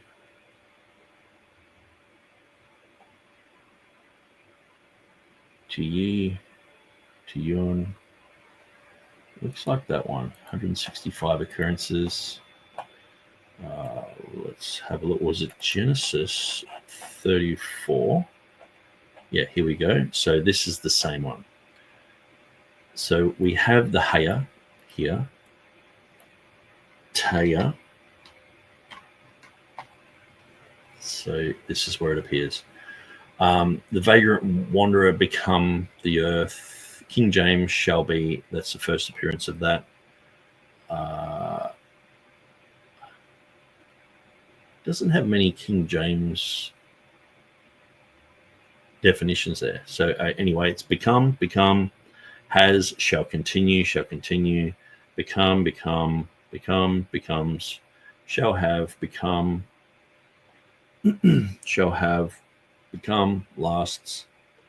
So yeah, I think he's just reading into Haya and just putting that word exists sort of on everything, which I could go through all the versions again, but I don't think it's worth doing that. I think we sort of understand he's studied Haya and puts in the word exists there, and that might help him in his understanding of that word, but it doesn't help in a translation at all. That's how I feel anyway. So let's just rewind that a little bit. In your life, let me give you an. And so they forget the italics today, which I wish they'd go back to it. So let me give you an example of this. In Genesis 34:10, the Hebrew. So just before I go there, with the italics, when Blaney did his edition, he added probably 10 times more italics than is in the original 1611. And sometimes I don't feel they're warranted. Like say in Matthew chapter 1, verse 17, where it says, I might just quickly get it. Matthew 1:17. Now, maybe I'll type in Textus Receptus as well. Oh, my site comes up. I think I'll go there. Well, actually, it's probably better off going to the other Textus Receptus Bibles site. And I'll just show you. Go to interlinear.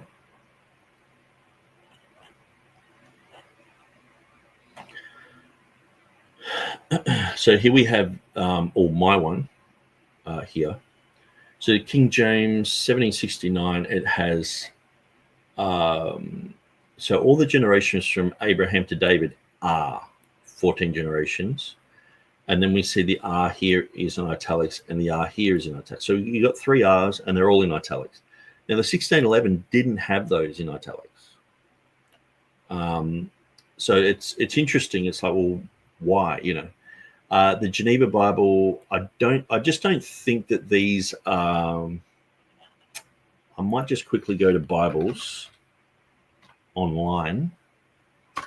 We'll just go there. I'll go to the opening page so we can look at the Geneva.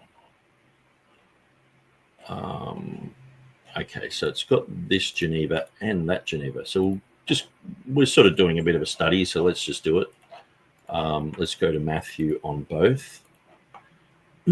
So this was the precursor to the Geneva Bible, the 1557.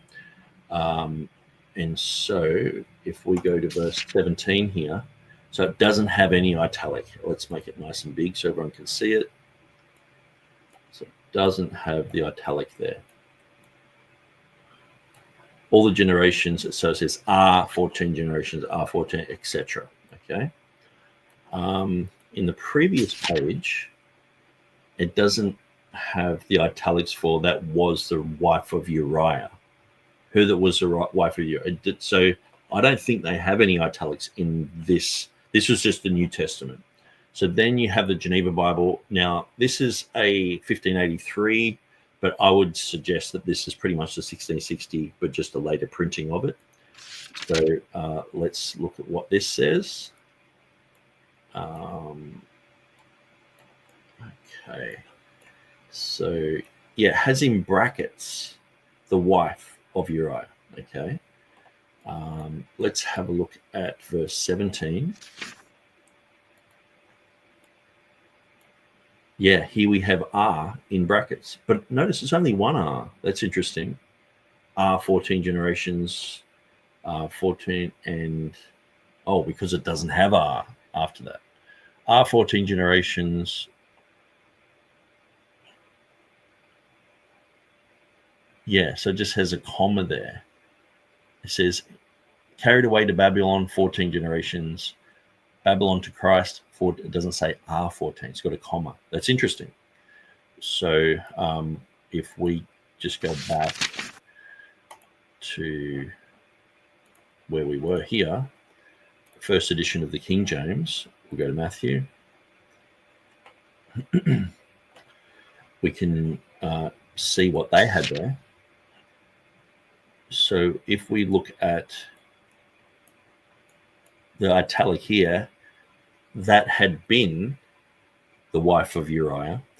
In the Bible, the Blaney Bible that you have today, it has that had been the wife. So the wife is included in that as well, which is interesting as an italic. If we look at verse 17 here, it says it doesn't have the R in any type of italic all 3 times in verse 17. But if you look at any modern Bible, Matthew 1:17, maybe I'll go to my one because I've probably got pictures there. Hopefully the pictures are working. If not, we'll just look at the text. No, but anyway, I've got I've made sure that these R's, they're in italics there. So that's following the 1900 Pure Cambridge edition that you'll see. So I've followed suit with the italics in the 2023 edition. That would have to be a complete overhaul of italics by going through and seeing which ones are warranted and which aren't. So it's So anyway, he mentioned italics. I thought I'd bring that up. The wife of Uriah one, I'll just quickly go to, what was that, verse 6, I think it was. Maybe it was 5. Yeah, 6. So we see this one is in italic here. That had been the wife of Uriah. 1611 didn't have that. But we see, or it does have, that had been. But then the wife is not in italic. So it's an interesting thing. So sometimes you've got printed editions that are different to the ones online. So you've got to be careful. I've seen some people be really dogmatic about certain things, and you've got to go to the originals. You've got to look at the original sources because sometimes they are showing something different. And sometimes there's like brackets in these old ones, or it's in it like they've put quotation marks around things. Okay, so let's shut all that down and continue. Literally reads, and the land exists before you. And you're like, the land exists before you? Yeah, the land exists before you. Well, the Septuagint knows its readers are going to go, what's that?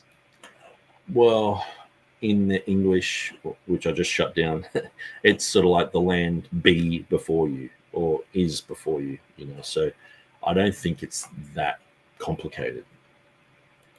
And so here's the way they translate it. And I'll be very literal, which again, by doing this, it doesn't make good English. But anyway, here goes. Here's the Greek. And the land, look, it is spacious before you. That's right. In other words, there's a lot of land out there. Go get you some land. You can dwell with us. And so they add the word spacious. It's probably not in the Hebrew, but they knew we've got to do something. So where was I? That was Genesis 34:10. I'll just quickly go back there because I had them all open thinking that he was finished, but I didn't let him finish. We'll go to multi because it'll show us the Septuagint. Let's go to the Septuagint. Sweets Septuagint. Okay, so let's just grab this and let's throw it into a translate.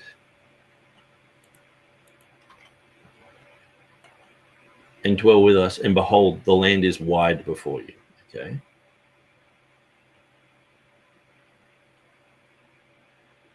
K Izu, and behold, the Gar, Platia,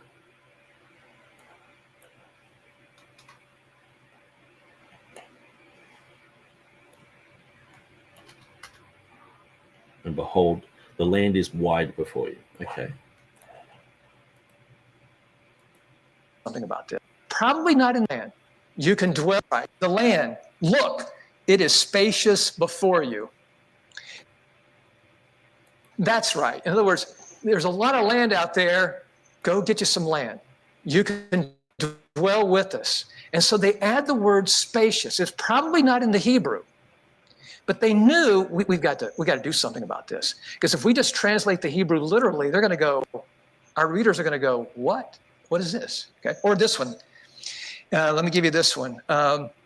In Genesis 42:28, the Masoretic text says, their heart went out.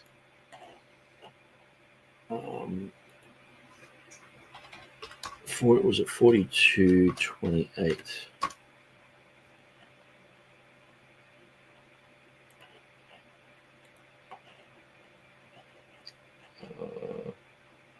Hebrew.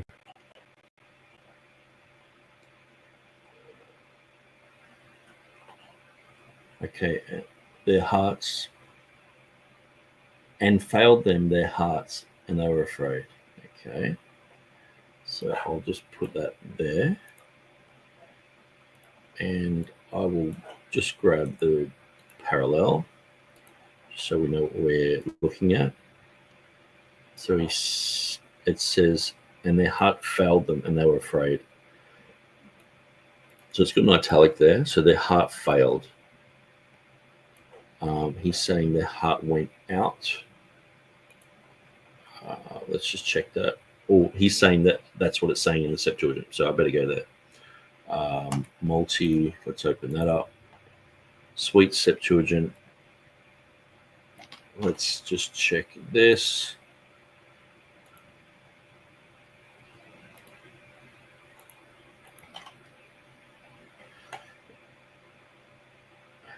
And their hearts sank. That's interesting. I'll just delete some of these words because sometimes it can interpret it and you don't get a full lexical definition. And behold, their hearts were moved. Cardia is heart there. Afdun is there.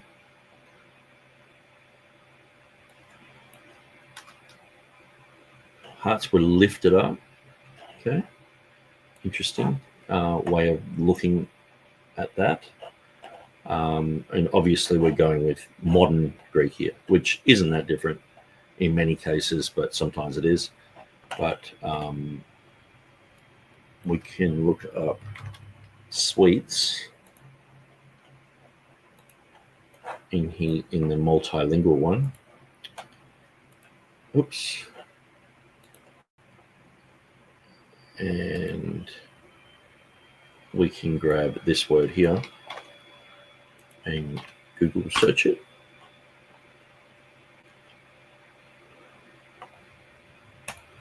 Bill Mounts.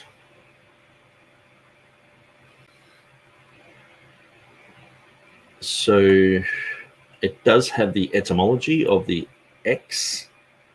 existimi,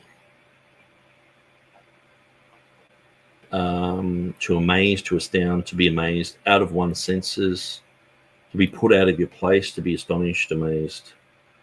So it seems like it's literally to be dislodged from your place, but that would be used as an idiom type of thing, like I was shocked, or so it's used quite a few times in the New Testament.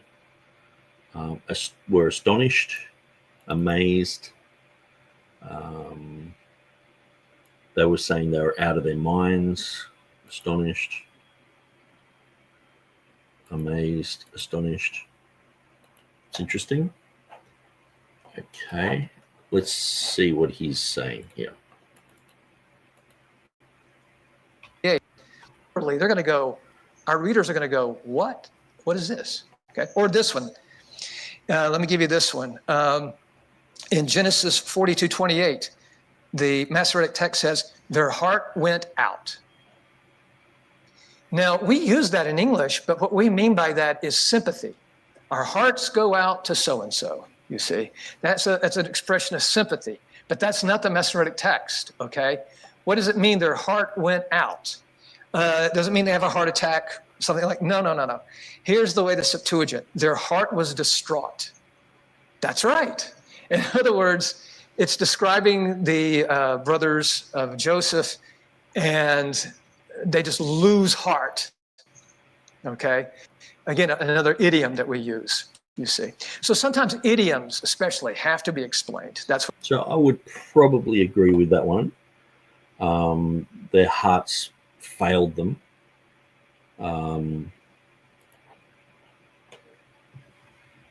The Hebrew Yatsa. Okay. So it seems like it can be, they heart went out. So yeah, that would be an idiom for something that literally happens, like saying I'm out of my mind, or you're not actually outside of your mind. So I would agree that's an idiom there. Okay, that's cool. That's what I'm telling you here, okay? Let me go on now. Anthropomorphisms. An anthropomorphism is using human language to refer to God. So we'll talk about things like the eyes of the Lord. Well, God doesn't have eyes, but yet for us to really communicate about God, it's impossible. We have to use human language because we're humans. We cannot describe God on his level. we have to describe him in a human way. So anthropomorphisms. Thackeray notes this. He says, a marked feature of the whole translation of the Septuagint is a scrupulous avoidance of ascendants. So this is similar to what you get with what you'll read in all scholarship that I see on the Targums, the Jewish Targums. In other words, when you have something in the Bible like the eyes of the Lord, they're going to avoid that, okay? And they're going to translate it some other way to avoid the anthropomorphisms. This, I agree with on a certain level. For instance, let me give you an example of this. In Numbers 11:18, okay, does the Lord have ears? Okay, here's the Septuagint.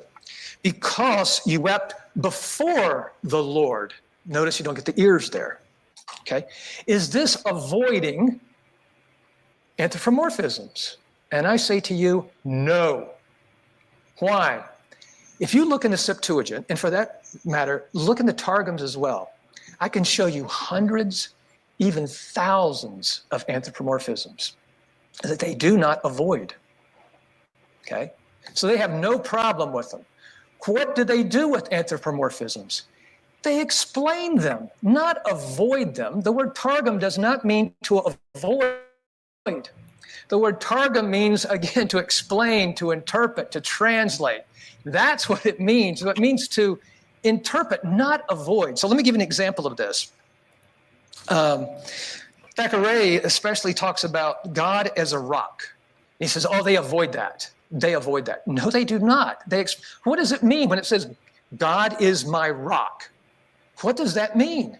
And so the Septuagint tries to help you out. And so, for instance, sometimes they'll translate it, God is my rock. They'll say, God is righteous.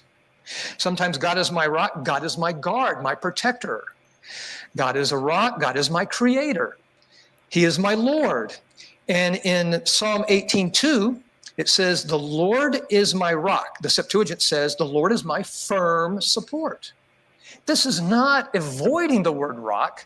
It's explaining it, okay? And then it says, God, my rock. The Septuagint says, God, my helper. The fact is, in 2 Samuel 22:2, the Septuagint just simply says, God's a rock. It does not explain it there. So if they were going to scrupulously avoid, they'd get rid of all these things. But again, there are hundreds, thousands examples of these things. This is not avoiding, this is explaining. You get the same thing, but not this time we're not dealing with anthropomorphism. In the famous Genesis 6:2, sons of God, the angel of God. Okay, it's in Genesis 37:3, we have a word that describes Joseph's coat. And it's so, I think it's the Vulgate. And I guess this is where I was sort of like, we're not sure what it is. Well, see, that's where I would think that we know what it is. I think that got figured out because modern scholarship at times are just like, well, we have no idea what this is. And oftentimes it's always to do with a word that's a hapex legomenon. They're like, well, even in the 1611 translators to the reader, they said, even the Jews don't even know which word is, which. And that's where I'm like, well, but it means something. And I think to understand that God has preserved his word, God has also preserved what a word would be translated into. I don't think a meaning of a Greek or Hebrew word can just be completely lost. I don't think that's possible. I think there's always going to be that ability to decipher what it is. And so, so I just sort of mentioned that. That has the idea of maybe a full-length coat. It looks like maybe it comes from the idea of palms. It's a coat that maybe comes down to the palms. But the Septuagint takes it as a multicolored coat, and that's what you see in the King James Version as well.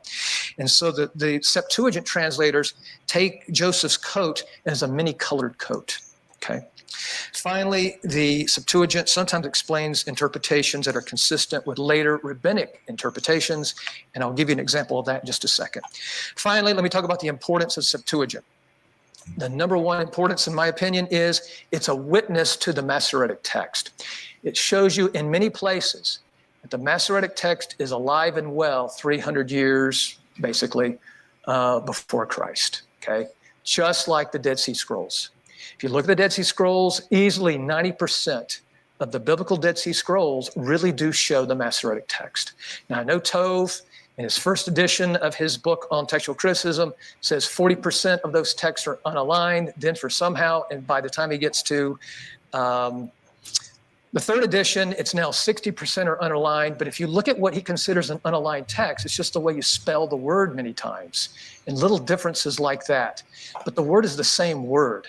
And therefore, if you really put these things together, it's like 90% of the biblical text in this Dead Sea Scrolls is like our Hebrew Bibles, really, Masoretic text.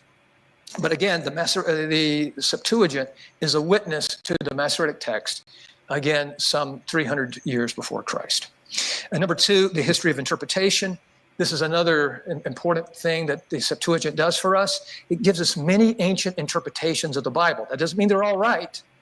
But what it does mean is it's very interesting that people back years ago interpreted the Bible a certain way sometimes, okay? And again, it doesn't mean that's the only way, of course, but it's really a gold mine. Okay, so TurretinFan said Josephus's reference to the letter of Aristeas virtually guarantees that the letter was written before the incarnation. And so that's like something that we're going to investigate and look at as we're going through this. I'm pretty sure that there is a whole session on that. So that will be an interesting thing to look into. And I guess because I'm doing a bit of a series on that, it's probably a good time if anyone is following along to go, okay, in my spare time, what am I going to study? I'm going to look up Septuagint. I'm going to watch a few videos on this issue and just become schooled on it. And so when we get to those portions, we can, interchange information and have a good discussion about it all. So I guess this whole this video is more so to learn about what these guys are saying. And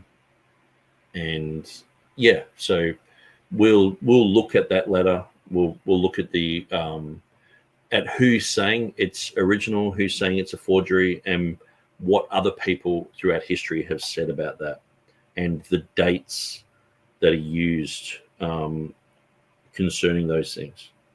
Of ancient interpretation. Let me give you one example of that. In Exodus 21:22, it's the passage of the striking of a pregnant woman so that she miscarries. And what Exodus says is, if the fetus is fully formed, capital punishment. If the fetus is not fully formed, then you'll have a fine. This is consistent with some of the rabbinic writings, so which talks about, from the Talmud I'm reading here, and the rabbis say, with regard to the formation of the male and the formation of the female fetus, they conclude. Okay, I'm just going to find that particular verse. It's just not sitting right with me. Oops. Then you'll have a fine. Of the striking of a pregnant woman, of that, it's really a gold mine of ancient interpretation. Let me give you one example of that. In Exodus 21:22, it's the passage of the striking of a pregnant woman. So Exodus 21:22.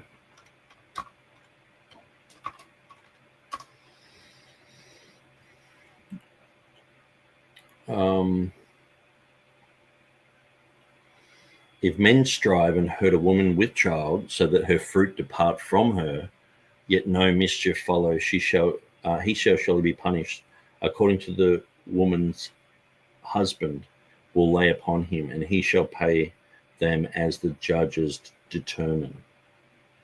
Okay, interesting. I might just grab the context of that. That was verse 22.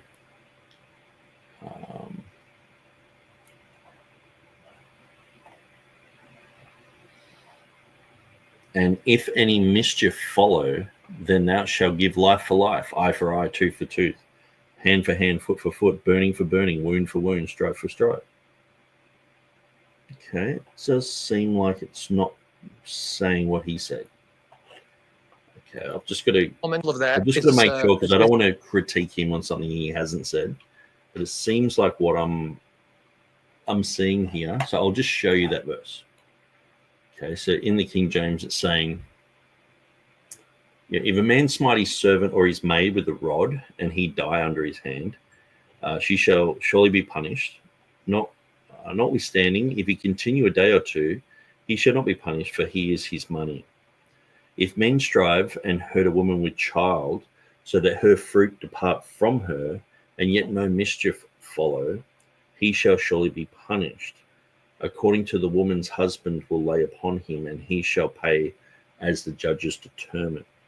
And if any mischief follow, then thou shalt give life for life, eye for eye, tooth for tooth, hand for hand, foot for foot, burning for burning, wound for wound, stripe for stripe. Okay. Interesting. I'll have to think about that for a while. It's not something I've thought about much, but let's continue. Again, some 300 years before Christ. And number two, the history of interpretation. This is another important thing that the Septuagint does for us. It gives us many ancient interpretations of the Bible. That doesn't mean they're all right, but what it does mean is it's very interesting that people back years ago interpreted the Bible a certain way sometimes. Okay? And again, it doesn't mean that's the only way, of course, but it's really a gold mine. This 21. So sorry about my bandwidth there. I'm opening so many pages trying to study this. Maybe I should just study on my phone. It's just on the network. So I think I'll do that. I'll shut down all these pages. I have a nice picture of the LXX. I was going to use this as a background, so I thought I'd show that before I. It's got Genesis, Cosmo, Kephalion Alpha, NRK, Epoi Asen, Hotheos ton Orano K ton Ga. In the beginning created the God or God, the heaven or heaven, and the earth. So very, very nice font there. So I'll shut that down. I'm just going to shut everything down except for what we need. Yeah, that's better. Let's continue. 122 is the passage of the striking of a pregnant woman so that she miscarries. And what Exodus says is, if the fetus is fully formed, capital punishment. If the fetus is not fully formed, then you'll have a fine. This is consistent with some of the rabbinic writings, so which talks about, from the Talmud I'm reading here, and the rabbis say, with regard to the formation of the male and the formation of the female fetus, they conclude this on the 41st day. So it looks like if the fetus is over 41 days, it's fully formed. If it's before that, it's not fully formed. So again, you have things like this. Textual criticism of all the ancient versions, if you add up all the variants of the other versions, it's not probably even close to how many variants you have in the Septuagint. So the issue about the woman with child, I'll have to just do a bit of homework on that, because when I'm opening Windows, it's destroying the bandwidth, and it is hard to look up on my phone, all these things. So hopefully I can keep a bit of a tab on these issues, and we'll go through them in later videos. It is a sea of variant text, is what it is. And it's the Septuagint and the Dead Sea Scrolls are the two things that they normally want to amend the Hebrew Bible with, okay, the Masoretic text. Understanding Hebrew grammar, this is one of my favorite things. One of my areas of study is really Hebrew grammar. And I'm really like to see how certain Hebrew constructions are translated by the Greeks. It's very, very nice. And let me say this, the guys who did the Pentateuch and some other places, let me tell you, these guys knew Hebrew very well, very, very well. I mean, some of these guys were absolute masters. You could tell by their translation, these guys know what they're doing. So many of the translators of the Septuagint were highly skilled individuals.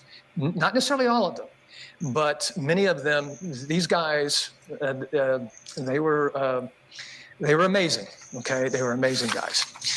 Next, the understanding of Koine Greek.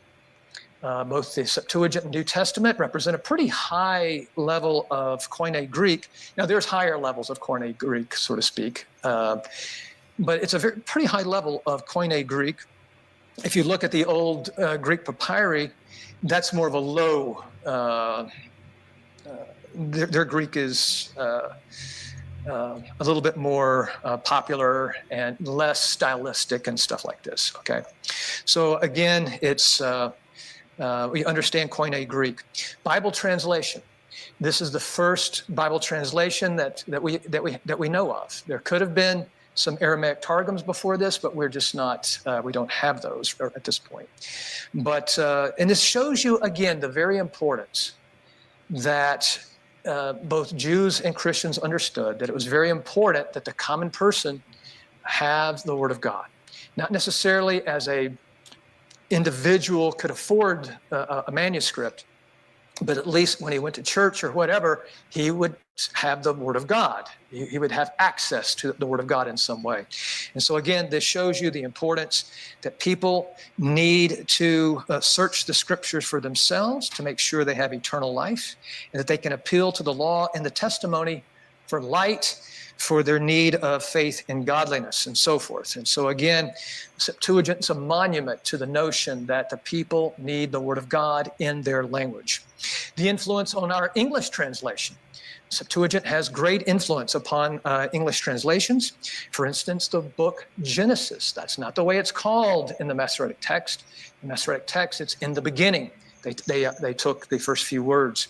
And so a lot of the names of the books that we use come from the Septuagint. Exodus, Leviticus, these all come from the Septuagint, okay? And I guess that's true.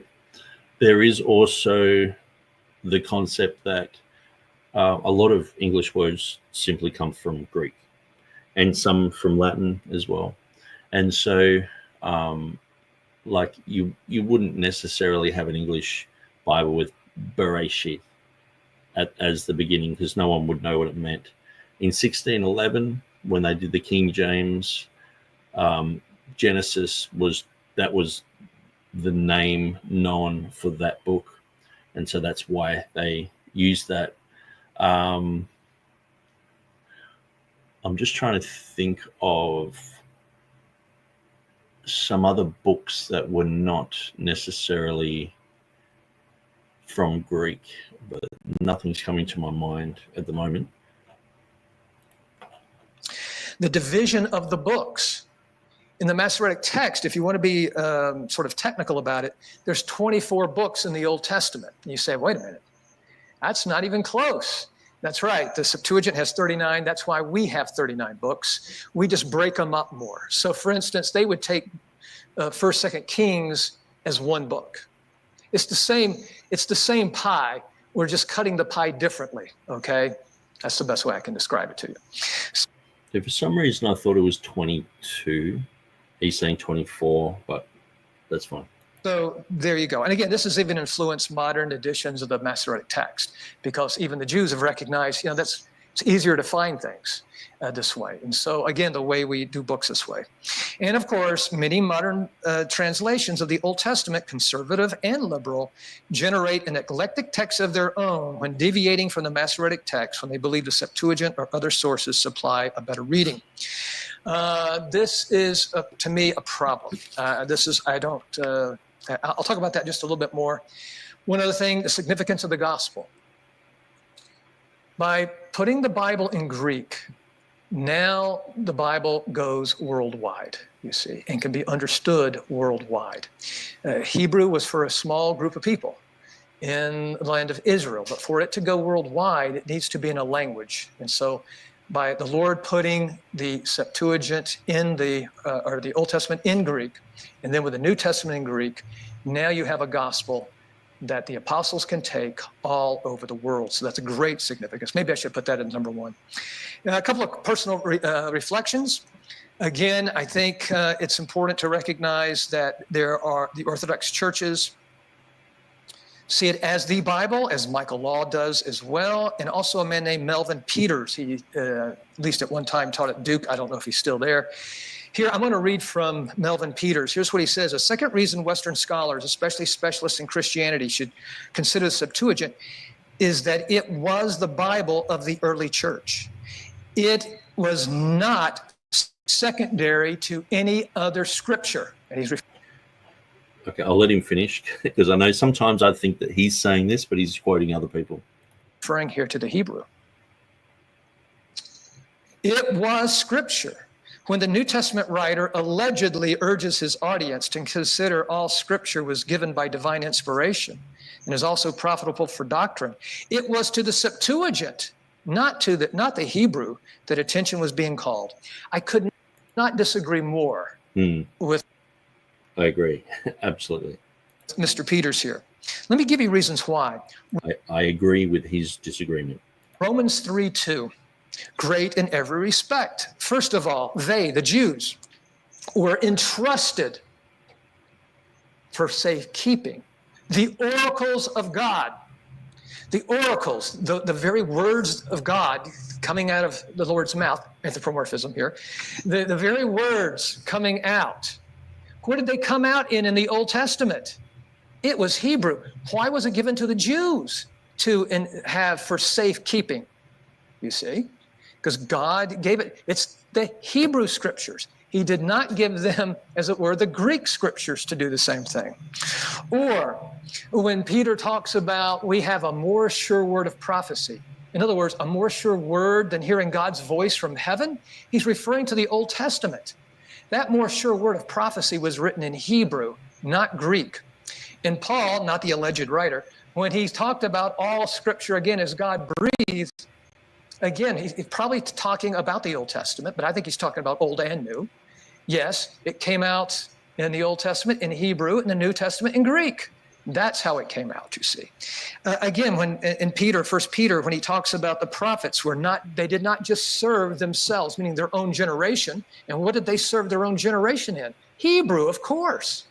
But he says, but you, namely the church, the Hebrew prophets serve us, you see, in Hebrew. Now, we might read it in English, German, other languages, Amharic, but it comes from the Hebrew. It comes from the Hebrew. Finally, I would not amend the Masoretic text by the Septuagint or any other version.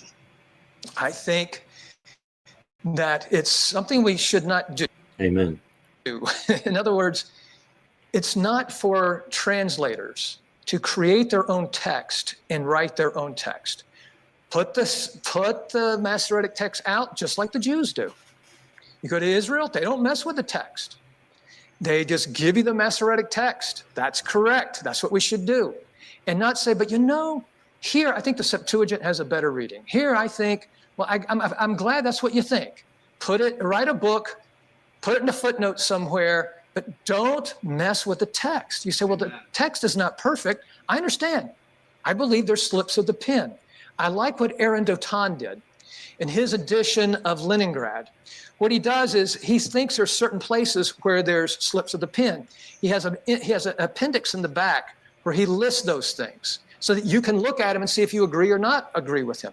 Now, most of the slips of the pen have nothing to do with really the Bible is the way we look at it. It's Masoretic minutia, things like methegs, okay, which just tells the reader, slow down when you read this, okay, or speed up when you read. That's not the Bible. But yet, some of the Masoretic notations, you see, that type of thing, That's the way I would do it. I like the way Dotan does it. I think it's very well done. Let me read to you very quickly, and I've got to stop here. But let me read to you from Bruce Metzger. This is the preface to the New Revised Standard Version. But this is very similar. Look at the prefaces to many of our modern conservative translations. It's very similar to Metzger. Here's what he says. For the Old Testament committee has made use of the Biblical Hebraica Stuttgardensia. There's already a problem there because that Bible really does corrupt the Masoretic text by the way it orders the lines. It does not order the lines like the Masoretes want you to do so. And so they really are messing up even right there, but I don't have time to go into that. This is an edition of the Hebrew and Aramaic text as current early in the Christian era and fixed by Jewish scholars, the Masoretes of the 6th and 9th century. The vowel signs, which were added by the Masoretes, are accepted in the main, but where a more probable and convincing reading can be obtained by assuming different vowels, this has been done. No notes are given in such cases. In other words, we're just going to change the text. If we can take the consonants and make a better word out of it that we think fits the context better, we'll do it. We won't even tell you. How's that? That's amazing. So Bruce Metzger is just saying that they do this. So when you've got just the consonants and you've got like C and T, is it cat or cot or B and T? You know, is it bet or bat or bot or bit? You know, that's what they're saying. They can just add to these words what they want them to be, which is quite amazing because it does change the meaning of the word. Okay. Because the vowel points are less ancient and reliable than the consonants. No, I don't have time to go into that, but I'll say to you, no. These were, listen, let me just say this real quick. Arabic, Hebrew, most Semitic languages, they don't put the vowels there. You're just supposed to know where the vowels go. Okay, that's just the way it is. But when Moses wrote, there's vowels there to him. I mean, he's not just writing consonant, you know, C, D, B. You know, there you go. Figure that out. No, there are vowels assumed in there. And sometimes they'll give you help. And they know this word would have one, two ways. Sometimes they'll give you little helps. They'll give you certain letters they'll put in that are mothers of reading that will help you to read properly and so forth. Okay. So no. So that's very interesting because one of the issues about doing the Bible translation into Urdu is having the zubbers and the paishas, which is really the minutiae of the names, the proper text above names and how they're pronounced. But I was talking to a guy when I was recently in Pakistan, and he's studied in the ministry, and he did a dissertation on the Trinity. And I noticed in his dissertation, because he did a lot of it in English, but when he was quoting the Urdu Bible, he would quote with the zubbers and the paishas. And I said to him, how important are these? And he said, well, it can change a word to mean something completely different to what you really want. So what we find is a lot of people don't really know how to do this. You can do it in Word. You can obviously do it in picture form and drag these little things around. But in the Arabic typeface and the Persian typeface, which basically is what Urdu is, it's basically the Indian language in Arabic Persian type lettering. These little dots, they're very hard to. It's hard to find a program that does it, and so I've talked to the translator over in Pakistan, and he's doing a course at the moment in this to try and work out how to do this so we can print this, because we don't want to print it without those. There have been Bibles in 2016 when I lived in Pakistan for a year. There was a group that printed an old Henry Martin edition, and they didn't use any of the zubbers and paishas and things like that. So, but people can read it and know what it's saying just because it's a familiar text. Like, they're not going to read a different name. But for someone who's raw, they won't know that. The people who who already read the Bible cover to cover, they will know, but other people won't. And so we just don't want any confusion. We want every letter to say exactly what it means, exactly what it says. And so I guess that's the whole thing with the Hebrew vowel system. And we do see that in the Hebrew Masoretic text, in the Dead Sea Scrolls, that there were extra letters sometimes put there that would become vowels. It's just the way that they were written, which is interesting.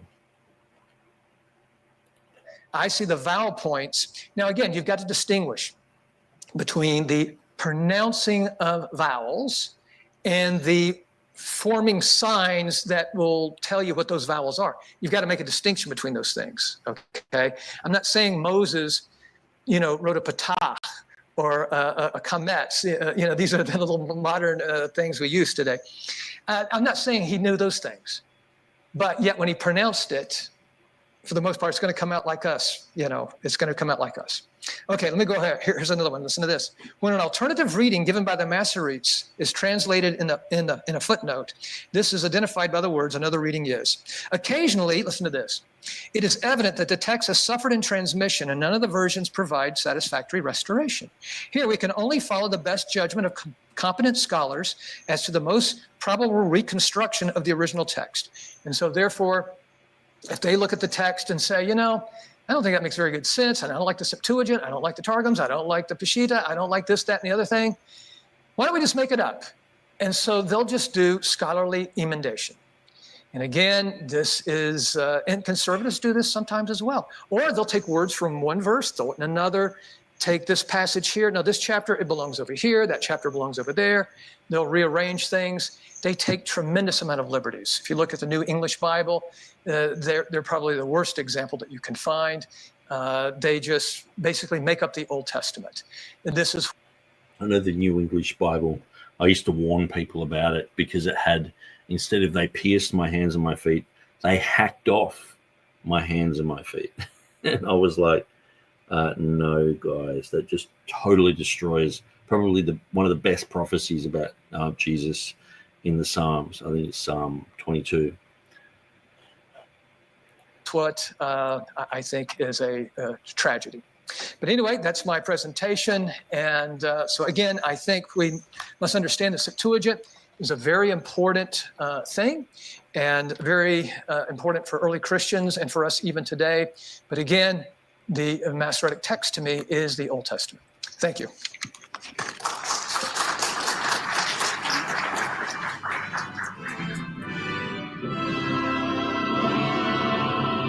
I'm just going to find the New English Bible here.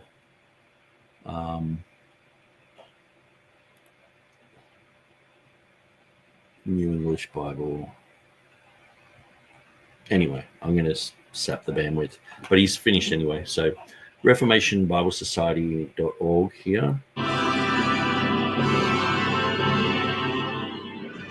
So his conclusion was go with the Masoretic. There were a few things that I disagreed with him believing that the Septuagint was actually an old BC document. So I guess that's where, I would say, well, the burden of proof is upon him to prove that, but it's going to be the burden of proof for me, I guess, over the next few videos to prove otherwise. And I guess the thing is too, we're looking at manuscript dating, because all these things come into play. Manuscript dating, the oldest editions of the Septuagint that we have. We're looking at Vaticanus, we're looking at Sinaiticus, we're looking at Alexandrinus. These things have to be looked at, thought about. The ramifications of if these are later, what are the ramifications? That would be interesting to think about. But also things like TurretinFan has brought up. What about Josephus? What about people who have spoken about an Old Testament edition being made before Christ? How old are those documents? How old are the early church writers' quotations? And so, yeah, this is going to be an interesting study. So TurretinFan says, Helgevenson, sure, yes, there is no doctrine of the preservation of Josephus, but it doesn't seem like a very likely later edition. There's no obvious reason for it to be added. I think the reason for it to be added could be because the Greeks saw that they were the people of God. Like if you talk to the Greek Orthodox, if you talk to a Greek Orthodox priest, they'll preach the gospel to you and then say, and you have to be part of the Greek Orthodox Church to have salvation, or else you're going to burn in hell. So it's a heavy thing. Like they have like a completely different gospel. You have to be part of their group, or you're going to burn. And so this is one of the issues that some of these groups are like, well, our Greek Bible is from God. Obviously, the Greek Bible that the Protestants, the Prots use, and now the Catholics use, that's from us. So we've got the originals, sort of thing. And a lot of people don't criticize the Orthodox Church as much because it's in Greek. They're like, well, that's where we get our manuscripts from and all this other stuff. But they're very, very critical of the Roman Catholic Church and anything that they've done. But to me, they both deserve similar criticisms. And you do sense a certain pride, like the Roman Catholics are very prideful about it's only in Latin. The Clementine Vulgate, the 1592, it's only in Latin and that's it. Well, you have the Greeks saying it's only in Greek as well. So there is a certain sense of pride. Now, I think that type of pride existed in the early church. And people were saying, well, we're the Greeks. We're better than these other people. And that's why I guess you have groups starting like the Roman Catholic Church, and not just, it's a contradiction of terms. It's a Roman, but it's universal. The Roman Universal Church. It's like, yeah, but it's Roman, instead of just the Universal Church, it's the Roman one. And you got the Greek Orthodox. It's not just the Orthodox, but I know that they have branched out into Russian Orthodox and Ethiopian Orthodox and others. But you do see a sense of pride there, and perhaps this was in the early church, and they were putting in these type of apocryphal narratives to say that their edition was better than the Hebrew. It's better. And specifically too, a lot of people didn't like the Jews after a while. And like, can you imagine being a Christian and you got Jews persecuting you? You're just like, hey, this is, who are these people? These people are off the wall. And there was, in a sense, even at the Council of Nicaea, a certain disdain for Jewish teaching, at least. You would see that they would talk about the people who have killed Christ and all this. Like they were still accountable in that generation for what happened to Jesus, sort of thing, which is interesting. To me, it shows that there was quite a divide. But even I think in the early church that wouldn't have been there, because it was the born-again Jewish people who went and preached the gospel initially to them. But then after a while, religious things settle in and people start becoming patriotic. We can see this all throughout history, people just thinking that their country is the best, that because they're part of some sort of race, that they're superior. Hopefully our generation is a little bit more sophisticated than that, but so anyway, but the comment before by TurretinFan is kept pure in all ages, reading it, but I don't see how it supports Nick's point. Okay, so I'll go up to the previous quote of kept pure. A couple of commentaries you scroll past. Okay, so I'm not sure how that would be my point, support my point. Okay, maybe it was those verses he probably had in mind, Deuteronomy 17. Okay. Avery F is saying a Wahhabin super. Yes, New King James reading for what he did in the Red Sea is Wahab and Super. So much more readable there. KW says, yep, the same kinds of pride that hunted down and killed hundreds of thousands of Paulicians, Gogomils, Cathars, and Waldensians, and that misrepresent them by rewriting their history. Yeah, religious people tend to be murderous. That's like, look at Jesus. He came against the religious people of his day and they murdered him. It seems like wherever there is a culture that's stooped in dead religion, they will become murderous, and they tend to become Gnostic as well. And Gnosticism is murderous as well. The Greek Orthodox, in some ways, worse than the Roman Catholics, in my opinion. Yeah, I guess the thing is that the Roman Catholics, they did have to deal with what was happening in Germany, in England, France, many other places. They had to deal with that. They had to know about it at least. And so sometimes there are certain things and practices that had to be exposed and looked at, but then they doubled down on things. But at least they were dealing with those type of things. Whether, as far as I understand, the Orthodox Church have never gone through that type of a reformation in their group, as far as I know. KW says, poor Servetus. He's an interesting guy because I'm reading the history of Erasmus, and he hung around him for a while.